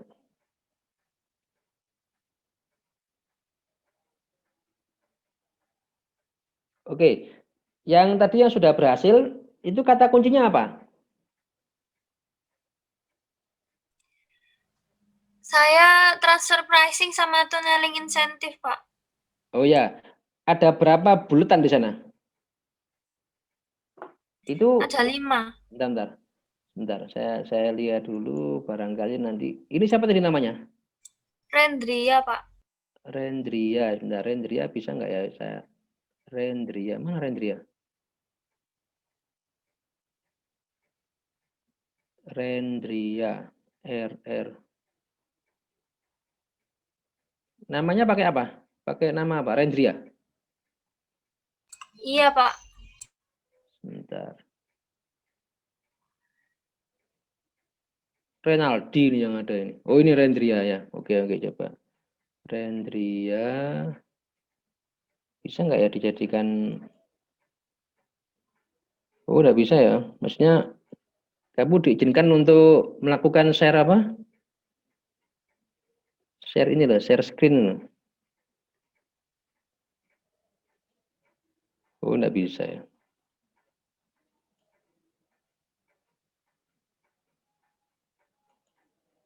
Iya, ini ada masalah jaringan di tempat saya ini kayaknya.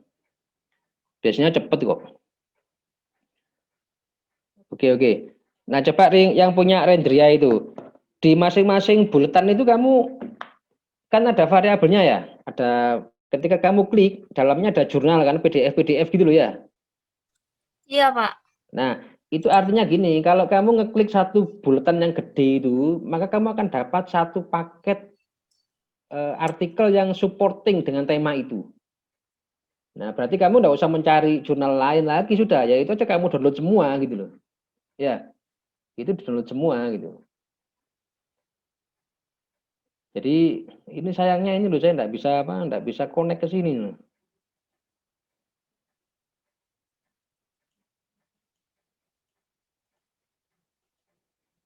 Em,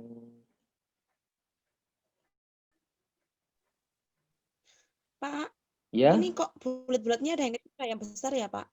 ya, yang bulat yang kecil itu menunjukkan bahwa artikel yang terkait dengan kata kunci yang kamu masukkan itu masih belum banyak jurnalnya. Berarti apa? Bisa kita tafsirkan apa? Yang kecil itu, bulat kecil itu, itulah di situ sebenarnya yang masih perlu ruang untuk kita kita teliti ulang, ya.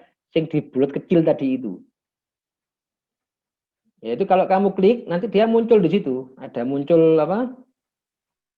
ininya, Jurnal. jurnalnya, iya jurnal yang terkait dengan tema yang masih jarang tadi itu, ya. Oh iya iya Pak, saya coba dulu. Nah, coba di ini diklik ya, coba diklik. Sebentar. Ini saya juga masih mencari ini loh, mencari tambahan jaringan.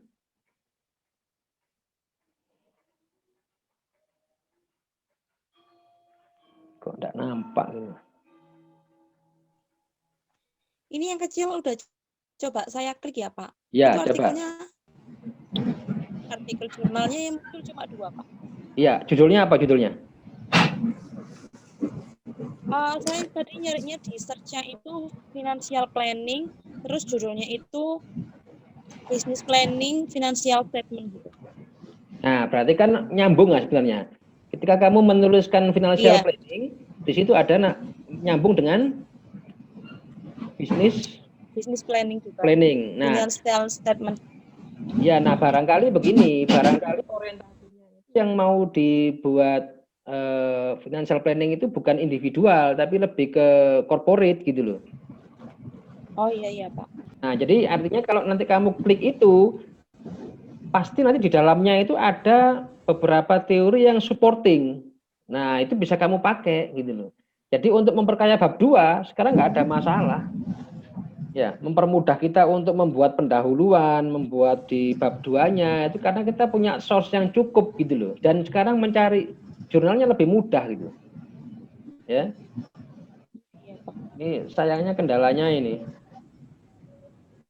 Saya memang dari kemarin tuh ragu saya kalau di rumah kalau mau mengoperasikan ini. Kemarin saya waktu yang kelas S2 saya pakai di kampus ya lancar wifi-nya. Kalau di kampung ini loh tuh bermasalah emang itu. Nah terus nanti gini, saya coba kembali ke ini dulu ya.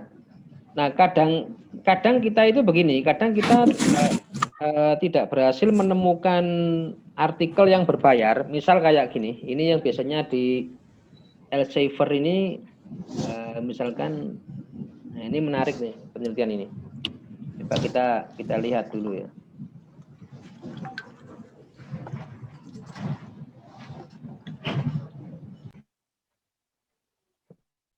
Close dulu.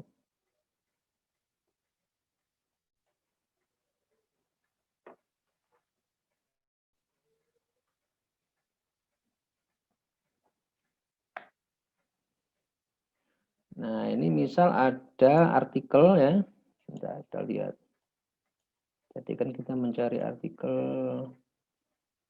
judulnya adalah mana tadi ya?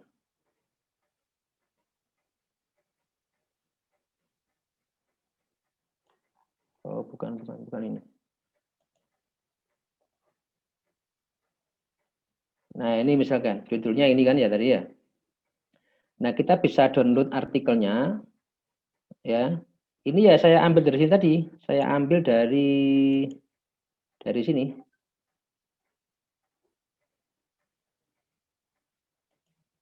Nah, dari yang ini. Yang dari publish or perish ini. Misalkan saya tertarik dengan artikel ini ya. Kemudian saya double klik. Nah, tadi munculnya ini. Nah, misalkan ya, biasanya kalau begini kan berbayar. Kita coba misalkan ya. Misalkan kita mudah-mudahan tidak. Nah, andai kan dia berbayar, yang penting ada ininya. Ada apanya? Ya ini apa? DOI ini ya, ada DOI-nya ini. Nah, kita bisa copy DOI itu, nanti Anda buka di sini. Di SCI Hub ini.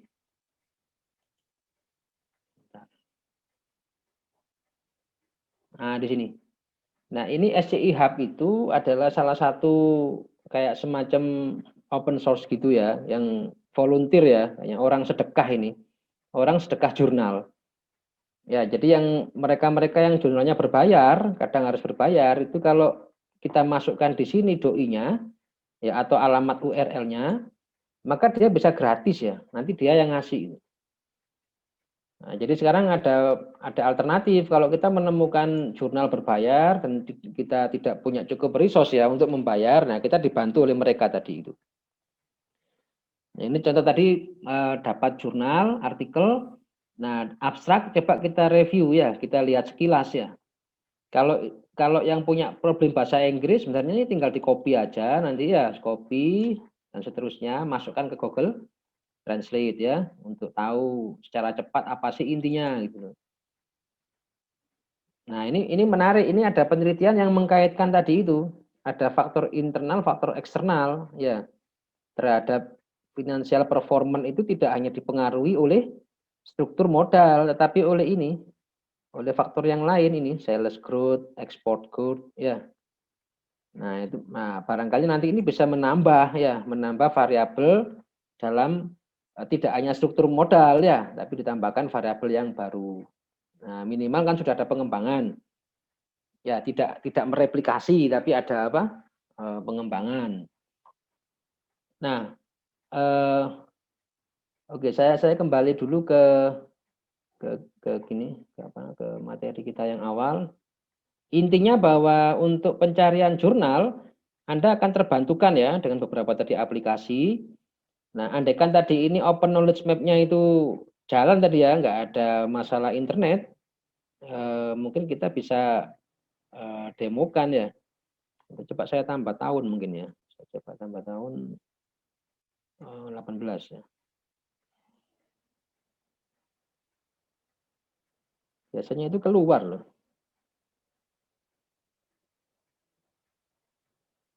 Ini saya close dulu.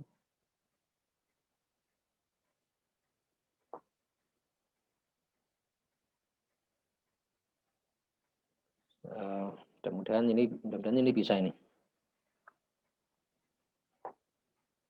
Nah, jadi yang tadi yang sudah berhasil ya, saudara amati beberapa klaster yang bulat-bulat itu, ya itu menunjukkan klasternya itu.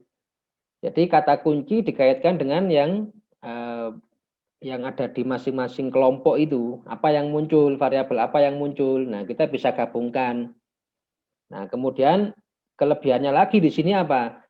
Jurnalnya sudah dia siapkan. Nah, jadi Anda tidak usah mencari, ya tinggal nanti tambahan-tambahan aja. Tapi jurnal utamanya sudah ketemu, ya, yang jurnal pendukung utamanya sudah ketemu gitu.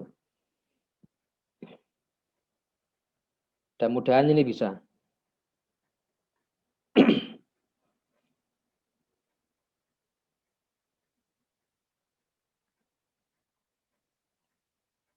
Kita coba, mudah-mudahan ini bisa. Iya, enggak berhasil ini.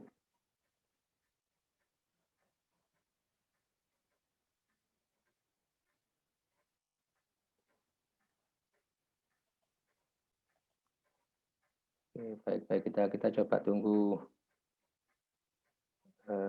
Saya tak stop screen dulu untuk tanya jawab ya. Barangkali ada yang perlu ditanyakan terkait dengan persiapan Anda untuk membuat skripsi ini.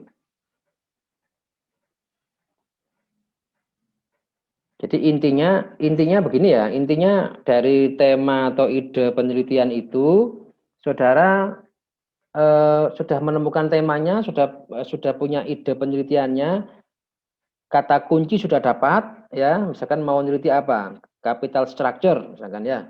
Nah sekarang cari reference, cari jurnalnya, ya, dicari jurnalnya. Nah dari jurnal itu nanti kita sudah bisa petakan. Nah, bagaimana cara mencari jurnal? Nah, tadi itu manfaatkan beberapa aplikasi itu, ya, yang sudah ada di di online ya. Enggak semua itu enggak berbayar tadi. Oke, kita. Ada pertanyaan mungkin?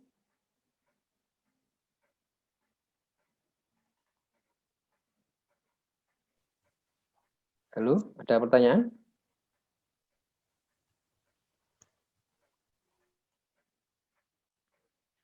Silakan kalau ada pertanyaan. Ini tidak bisa optimal karena ini jaringannya ini. Ada masalah. Jadi saya kalau ada waktu ini saya mau juga demokan ini ya, Fast Viewer sama Mendeley ini. Cuman kayaknya tidak bisa, jaringannya ada. Coba saya cek.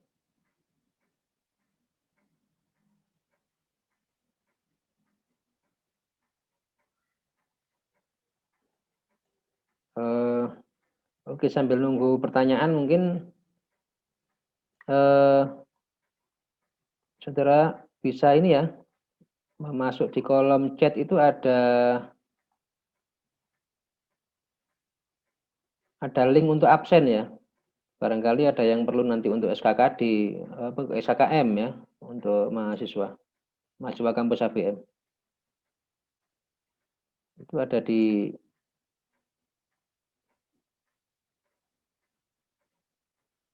ya, untuk itu apa, ada link absen ya.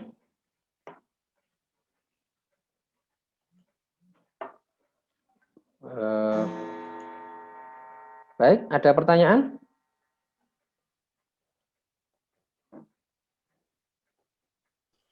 Saya Pak mau tanya. Oke, silakan. Pak, saya kan ngambil skripsi ini fenomena baru masih seputar COVID sebenarnya Pak. Tapi itu saya kan ngambilnya insentif dan stimulan pajak terhadap penerimaan pendapatan asli daerah. Nah saya tuh berusaha cari jurnal kan kemarin di Google Scholar. Itu rata-rata itu jarang yang di pajak daerahnya. Rata-rata tuh kayak di pajak pusatnya itu kalau cari selain artikel di Google Scholar, selain Medlib dan lain di mana lagi Pak? Tadi itu Anda sudah download yang ini, yang publish and perish tadi sudah? Saya belum download Pak. Oh ya, nanti download di situ ya. Coba ini saya share di situ dulu sebentar.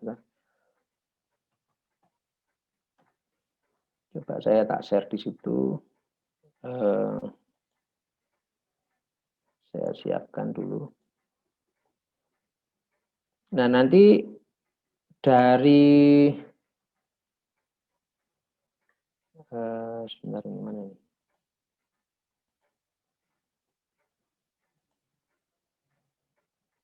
Nah, ini.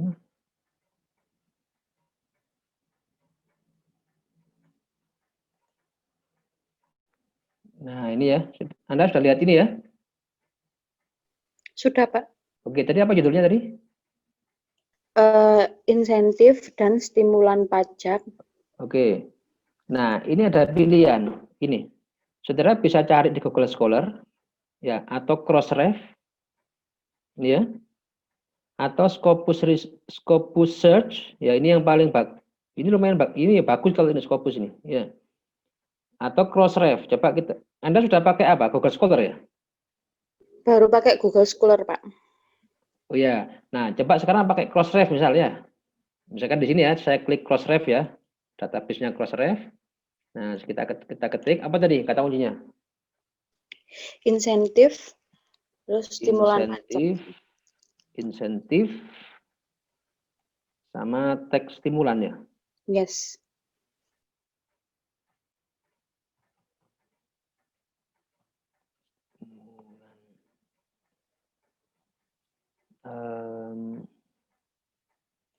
Dengan tag aja mungkin sini.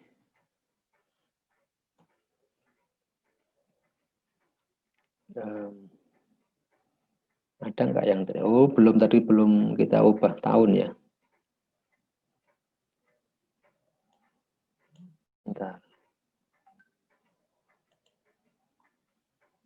Sebentar ini. Iya, ini internet ini. Itu not responding sih. Sabar.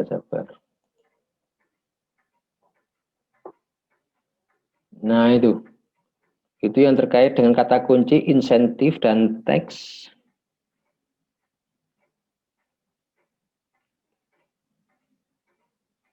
Nah, kamu nanti mengkaitkannya apa? Insentif tax itu terhadap apa? Perusahaan apa? Itu Pak, instansi pemerintahan di Dinas Pendapatan Daerah Provinsi itu, Pak. Oh, berarti kaitannya sih itu ya. Nah, Iya. paling tidak di sini ada banyak kalau kita bicara tax insentif itu ada di sini. Beberapa artikel ini banyak ini. Nah, ini bisa ya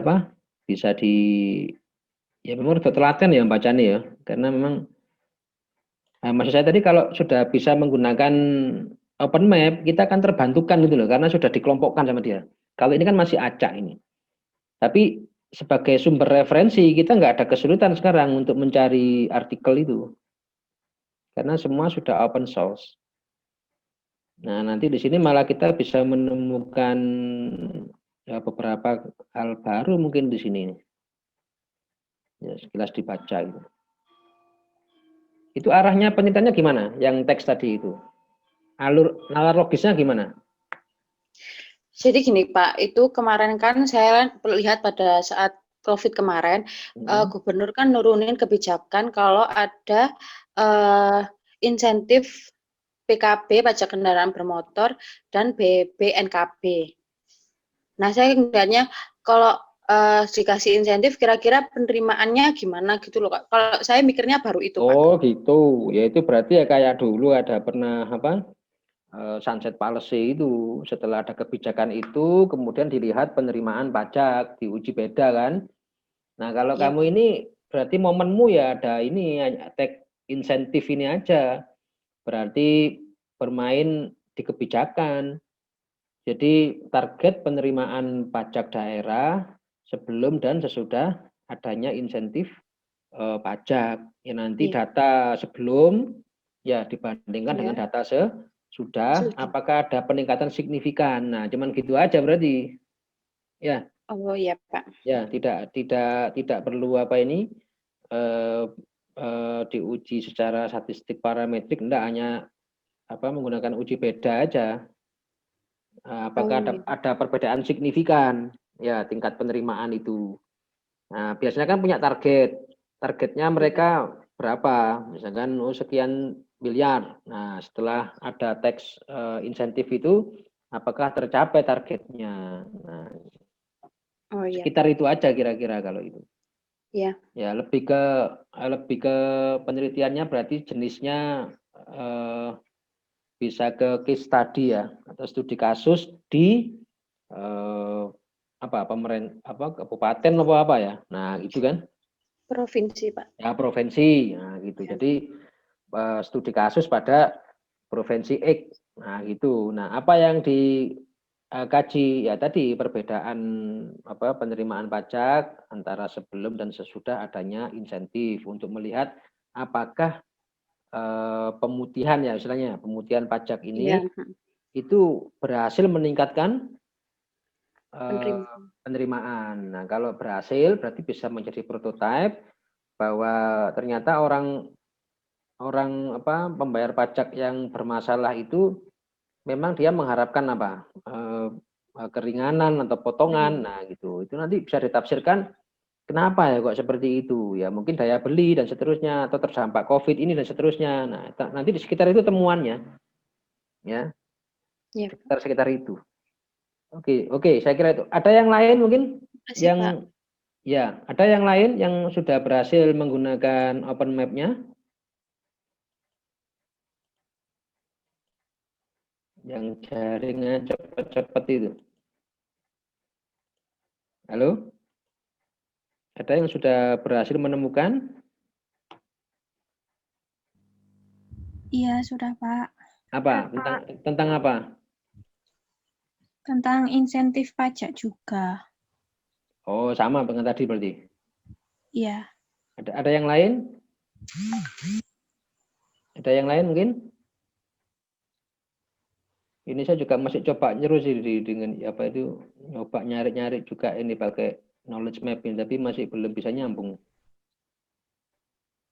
Pak, saya mau tanya. Ya, monggo. Ini jurnalnya itu bisa di-download atau enggak ya, Pak? Bisa. Cara mendownloadnya gimana, Pak? Nah, kamu nyarinya di mana tadi? Dipakai? Di Open Knowledge Maps. Oh, tinggal klik aja itu. Coba kamu klik yang di buletan itu. Oh, ini saya sudah dapat ini. Oke, sebentar ya. Saya tak sharing dulu ya. Ya. Alhamdulillah ini saya sudah bisa ini. Bentar. Mana tadi?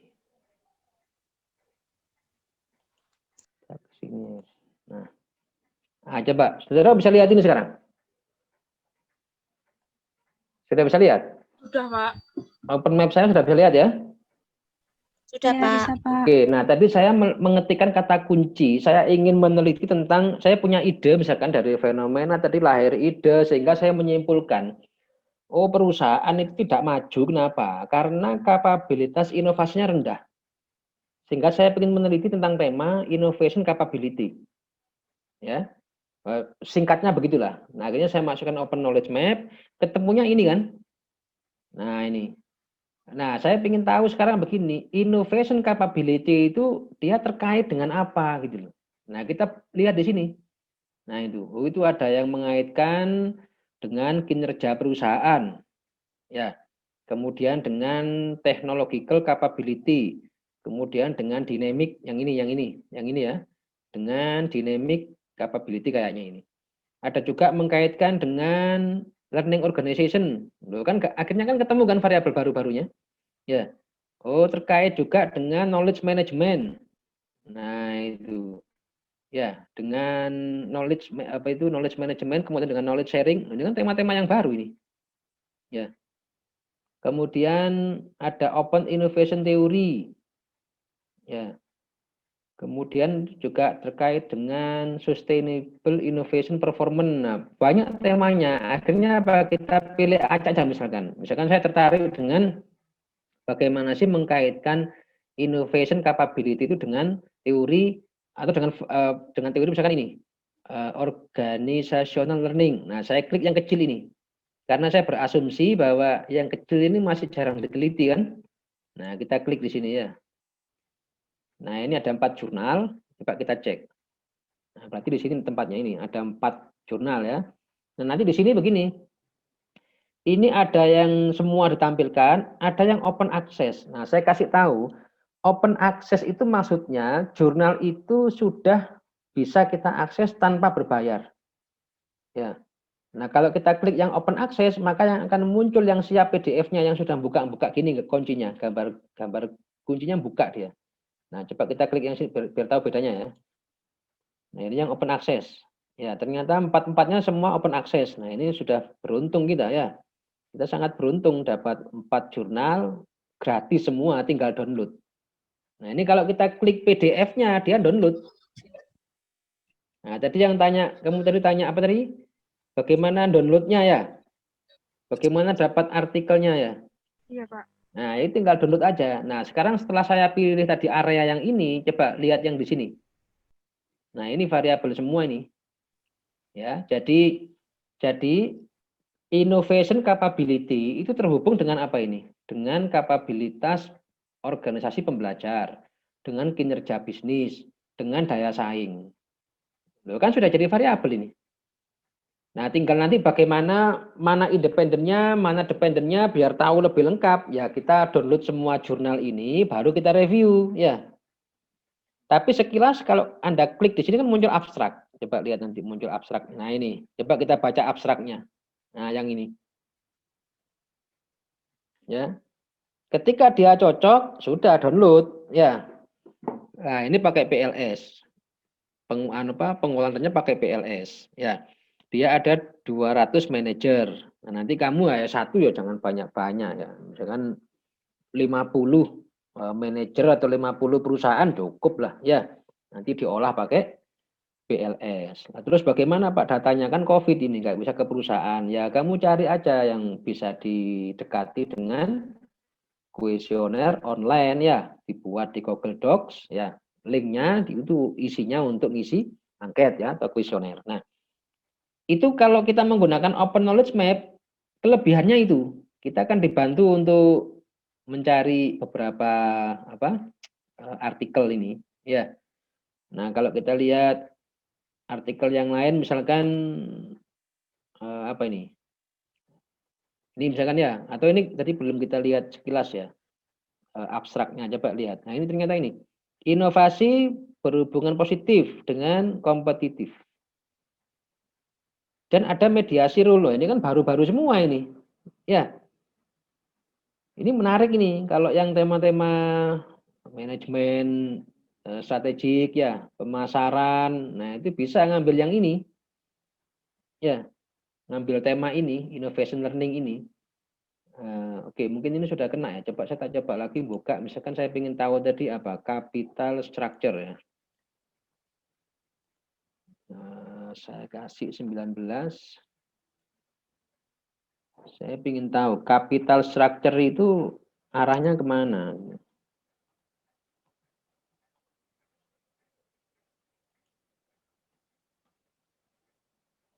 Oke, coba kita lihat.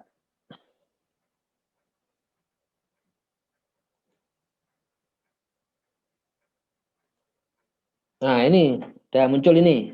Tadi siapa yang meneliti capital structure tadi? Saya, Pak. Nah, coba lihat.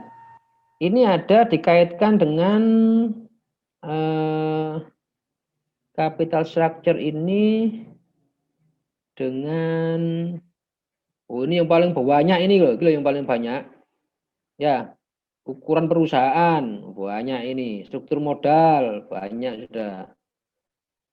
Ya, mana yang belum? Oke, boy. Firm performance ini 2. Nanti cepat dilihat isinya ya. Ini apa lagi? Ownership structure, corporate diversification and cost of capital. Kayaknya ini menarik nih. Ya. Kalau kamu ingin tahu teorinya, nah ini ada teori pecking order, teori yang terkait ya. Nah, ini sudah enak ini. Kalau ini kita sudah dicarikan jurnalnya ini. Nah, coba kita klik yang ini ya, misalkan ya. Nah, itu isinya apa ini?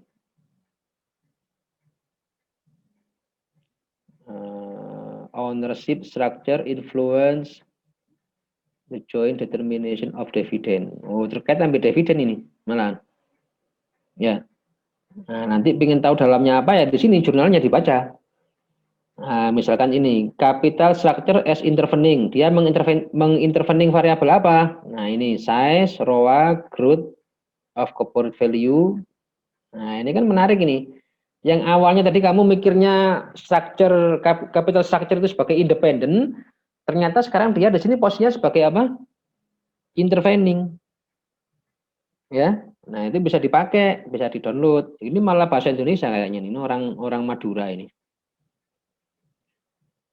Nah, ini ada faktor penentu struktur modal pada perusahaan keluarga dan non keluarga. Nah, ini kan menarik ini. Judulnya sudah sering, tapi objeknya menarik gitu loh. Keluarga dan non keluarga, bisnis keluarga, ya. Nah, ini bisa diadopsi.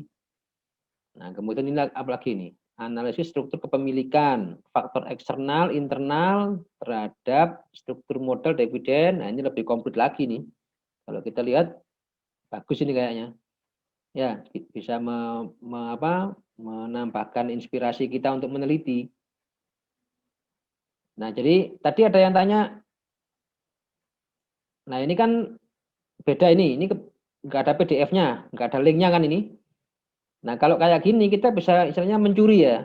Cara mencurinya begini, yang penting ada DOI-nya, ini kamu blok DOI ini. Nah, ini di blok, kemudian copy.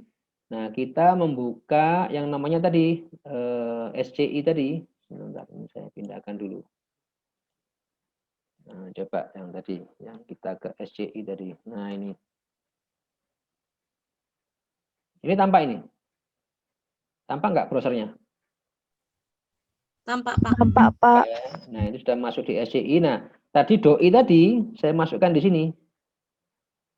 Itu untuk jurnal yang tidak open access. Artinya kalau saudara maksa ngambil itu kita harus berbayar itu. Sekitar $25 kadang ya.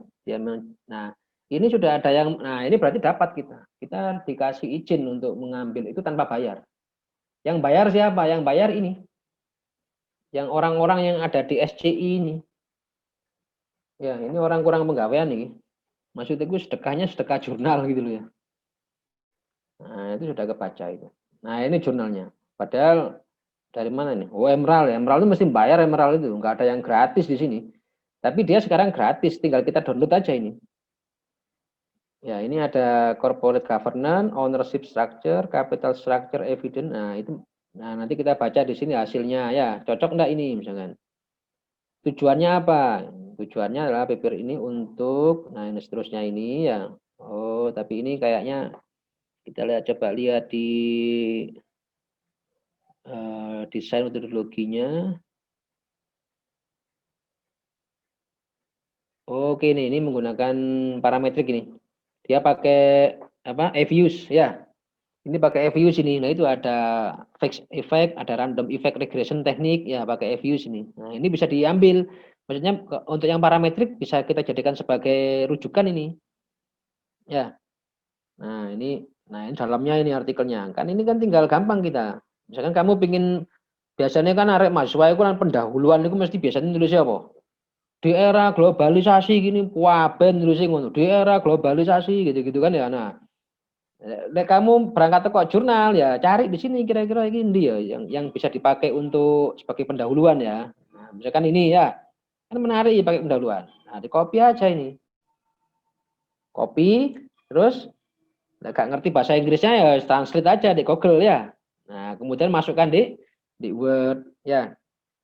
Nah, kalau kamu pingin berkembang lagi, misalkan ini kata siapa ya? Kan kata ini. Kata jurnal ini ya. Coba kita cek. Ini yang mana ini? Nah, ini orangnya. Ini jurnalnya. Ya. Nah, ini tadi. Nah, ini bisa kita copy. Nah, kalau masih awal begini, paling cepat nyarinya di mana? Di Google Scholar. Ya, nanti ketemu ini jurnal ini. Plus DOI-nya. Nah, diambillah di sini lagi. Nah, terus gitu. Ya. Nah, biar dapat jurnal banyak. Oke, kembali ke sini dulu. Kembali ke tema ini. Ya. Nah, ini dengan Open Knowledge Map ini kita akan terbantukan ya untuk memetakan mana artikel-artikel atau tema-tema penelitian yang masih punya peluang untuk dikembangkan ya. Nah, kayak tadi ini kita mengetikkan apa tadi ini? Capital structure dia berkaitan dengan ini, ownership structure, kemudian corporate diversification dan cost of capital. Nah, tentu di dalamnya ini pasti ada tema-tema ini. Ya. Pasti ada tema-tema ini. Nah, itu nanti bisa kita tadi dibuat apa? Analisis mapping jurnal ya. Oke, sampai sini ada pertanyaan?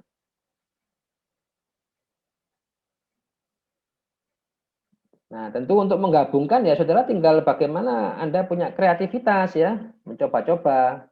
Ini dimasuki, masing-masing kamar ini dimasuki. Ini ada sosial kapital. Ingin tahu misalkan apa ya kaitannya sosial kapital ambil capital structure misalkan ya. Coba diklik. Misalkan ingin tahu ya, dalamnya apa sih ini? Nah, misalkan. Nah, ini ada sekitar berapa ini? Ada 5 jurnal ya. Implementasi kapital. Oh, kayaknya enggak ini. Ini enggak begitu, enggak berkaitan erat dengan capital structure ya. Oh, enggak ini, enggak. Beda ini, beda. Ini lebih ke bukan ke teori finance ini. Ya, kalau enggak ya jangan dimasuki ya. Nanti salah kamar ya. Ini capital structure ada 3 jurnal ini kok sedikit apa? Coba dilihat. Barangkali menarik. Ya, di dalamnya barangkali ada informasi. Nah, mengkaitkan apa gitu ya. Dengan apa ini? Nah, ini ada juga dasar teori untuk apa itu? Pengelolaan capital structure. Ya. Kemudian oh, bukan ini, bukan finance, bukan mengarah ke finance. Nah, ini kena ini yang ini ya. Jadi capital structure sebagai faktor yang mendukung ini untuk memastikan stabilitas keuangan. Nah, ini kayak gini menarik dibaca biar kita tahu capital structure yang seperti apa gitu loh. Barangkali nanti ada informasi apa? Proporsinya berapa persen. Nah, gitu loh ya. Berapa persen itu yang akan mengarah ke stabilitas keuangan. Nah, gitu. Barangkali itu nanti silakan dibaca. Ada ingin tahu sekilas, diklik. Berarti nanti biar muncul apa ini? Abstrak ya. Nah, kalau memang ini cocok ya, berminat, ya tinggal apa? Dicari jurnalnya, di-download ya. Kan tinggal download tadi ini. Oh, sorry karena dia tidak merah ya. Berarti dia tidak open access. Nah, caranya gimana tadi? Temukan apanya? Doi-nya. Doi-nya ada nggak ini? Kalau doi-nya nggak ada ya berarti ininya diklik. Ya, ini kalau diklik nanti larinya dia ke jurnalnya, baru cari apa? Doi-nya. Ketemu doi-nya, nah dimasukkan di SCI tadi yang ini. Ya. Nah, gitu aja tahapannya. Oke, ada pertanyaan? Sudah jam 9 ini ya. Sudah mendekati habis waktunya. Oke, ada pertanyaan? Tidak, Pak. Oke, kalau ada pertanyaan, mohon maaf tadi ada hambatan ya di waktu di open map. Kemudian mungkin nanti berikutnya aja kita adakan lagi workshop ya terkait atau webinar semacam ini terkait. Cuman waktunya jangan malam ya, nggak asik Masuk kalau sudah malam. mau. Nanti kita coba cari yang itu, yang menggunakan apa tadi?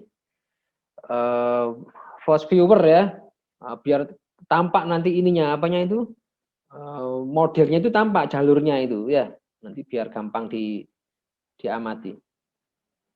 Oke, saya kira itu. Kalau ada pertanyaan, mohon maaf tadi ya karena ada banyak hambatan ini sehingga kayaknya kurang optimal juga ini karena juga apa jaringan internetnya ya. Baik, tapi nanti ada waktu lagi kapan kita nanti akan adakan lagi yang terkait dengan penguasaan alat ya.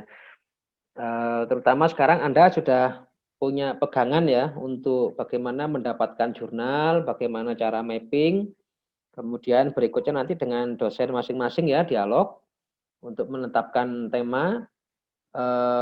Dan biasanya kalau yang di kelompok saya itu saya target nanti bulan November akhir itu sudah sempro, kemudian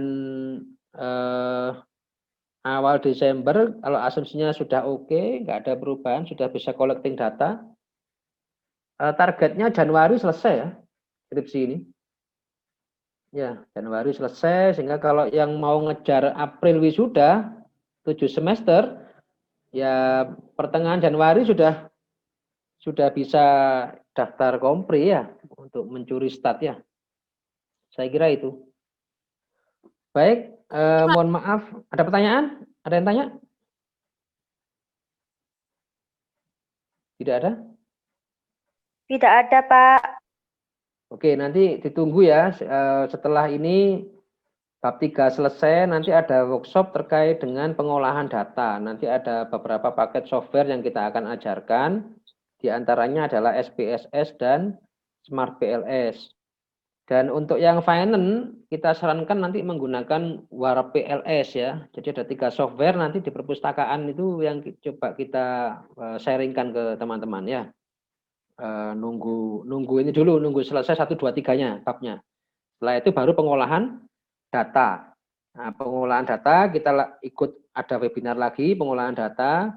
Nah, nanti setelah pengolahan data ya tinggal ini apa? Interpretasi ya. Berarti masuk bab 4. Jadi sebenarnya enggak ini kok. Ya, ada apa itu problem-problem skripsi itu sekarang sudah terselesaikan ya. Kalau masalah-masalah kayak jurnal, kemudian mencari sumber itu ya sudah terselesaikan. Tinggal nanti saudara bagaimana mengupgrading ini apa? Tadi loh kreativitas ya. Variabelnya ini, tambah ini, tambah ini. Nah, temukan fenomenanya dulu yang lebih bagus ya. Ada fenomena apa ya? Nah, dicari ya.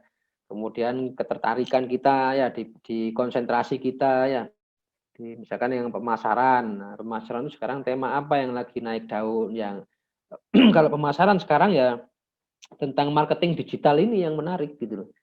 Marketing sosial media marketing itu ya. Nah, itu silakan diteliti. Itu sudah sekarang menarik itu ya. Kemudian kalau di bidang SDM ya mungkin terkait dengan apa?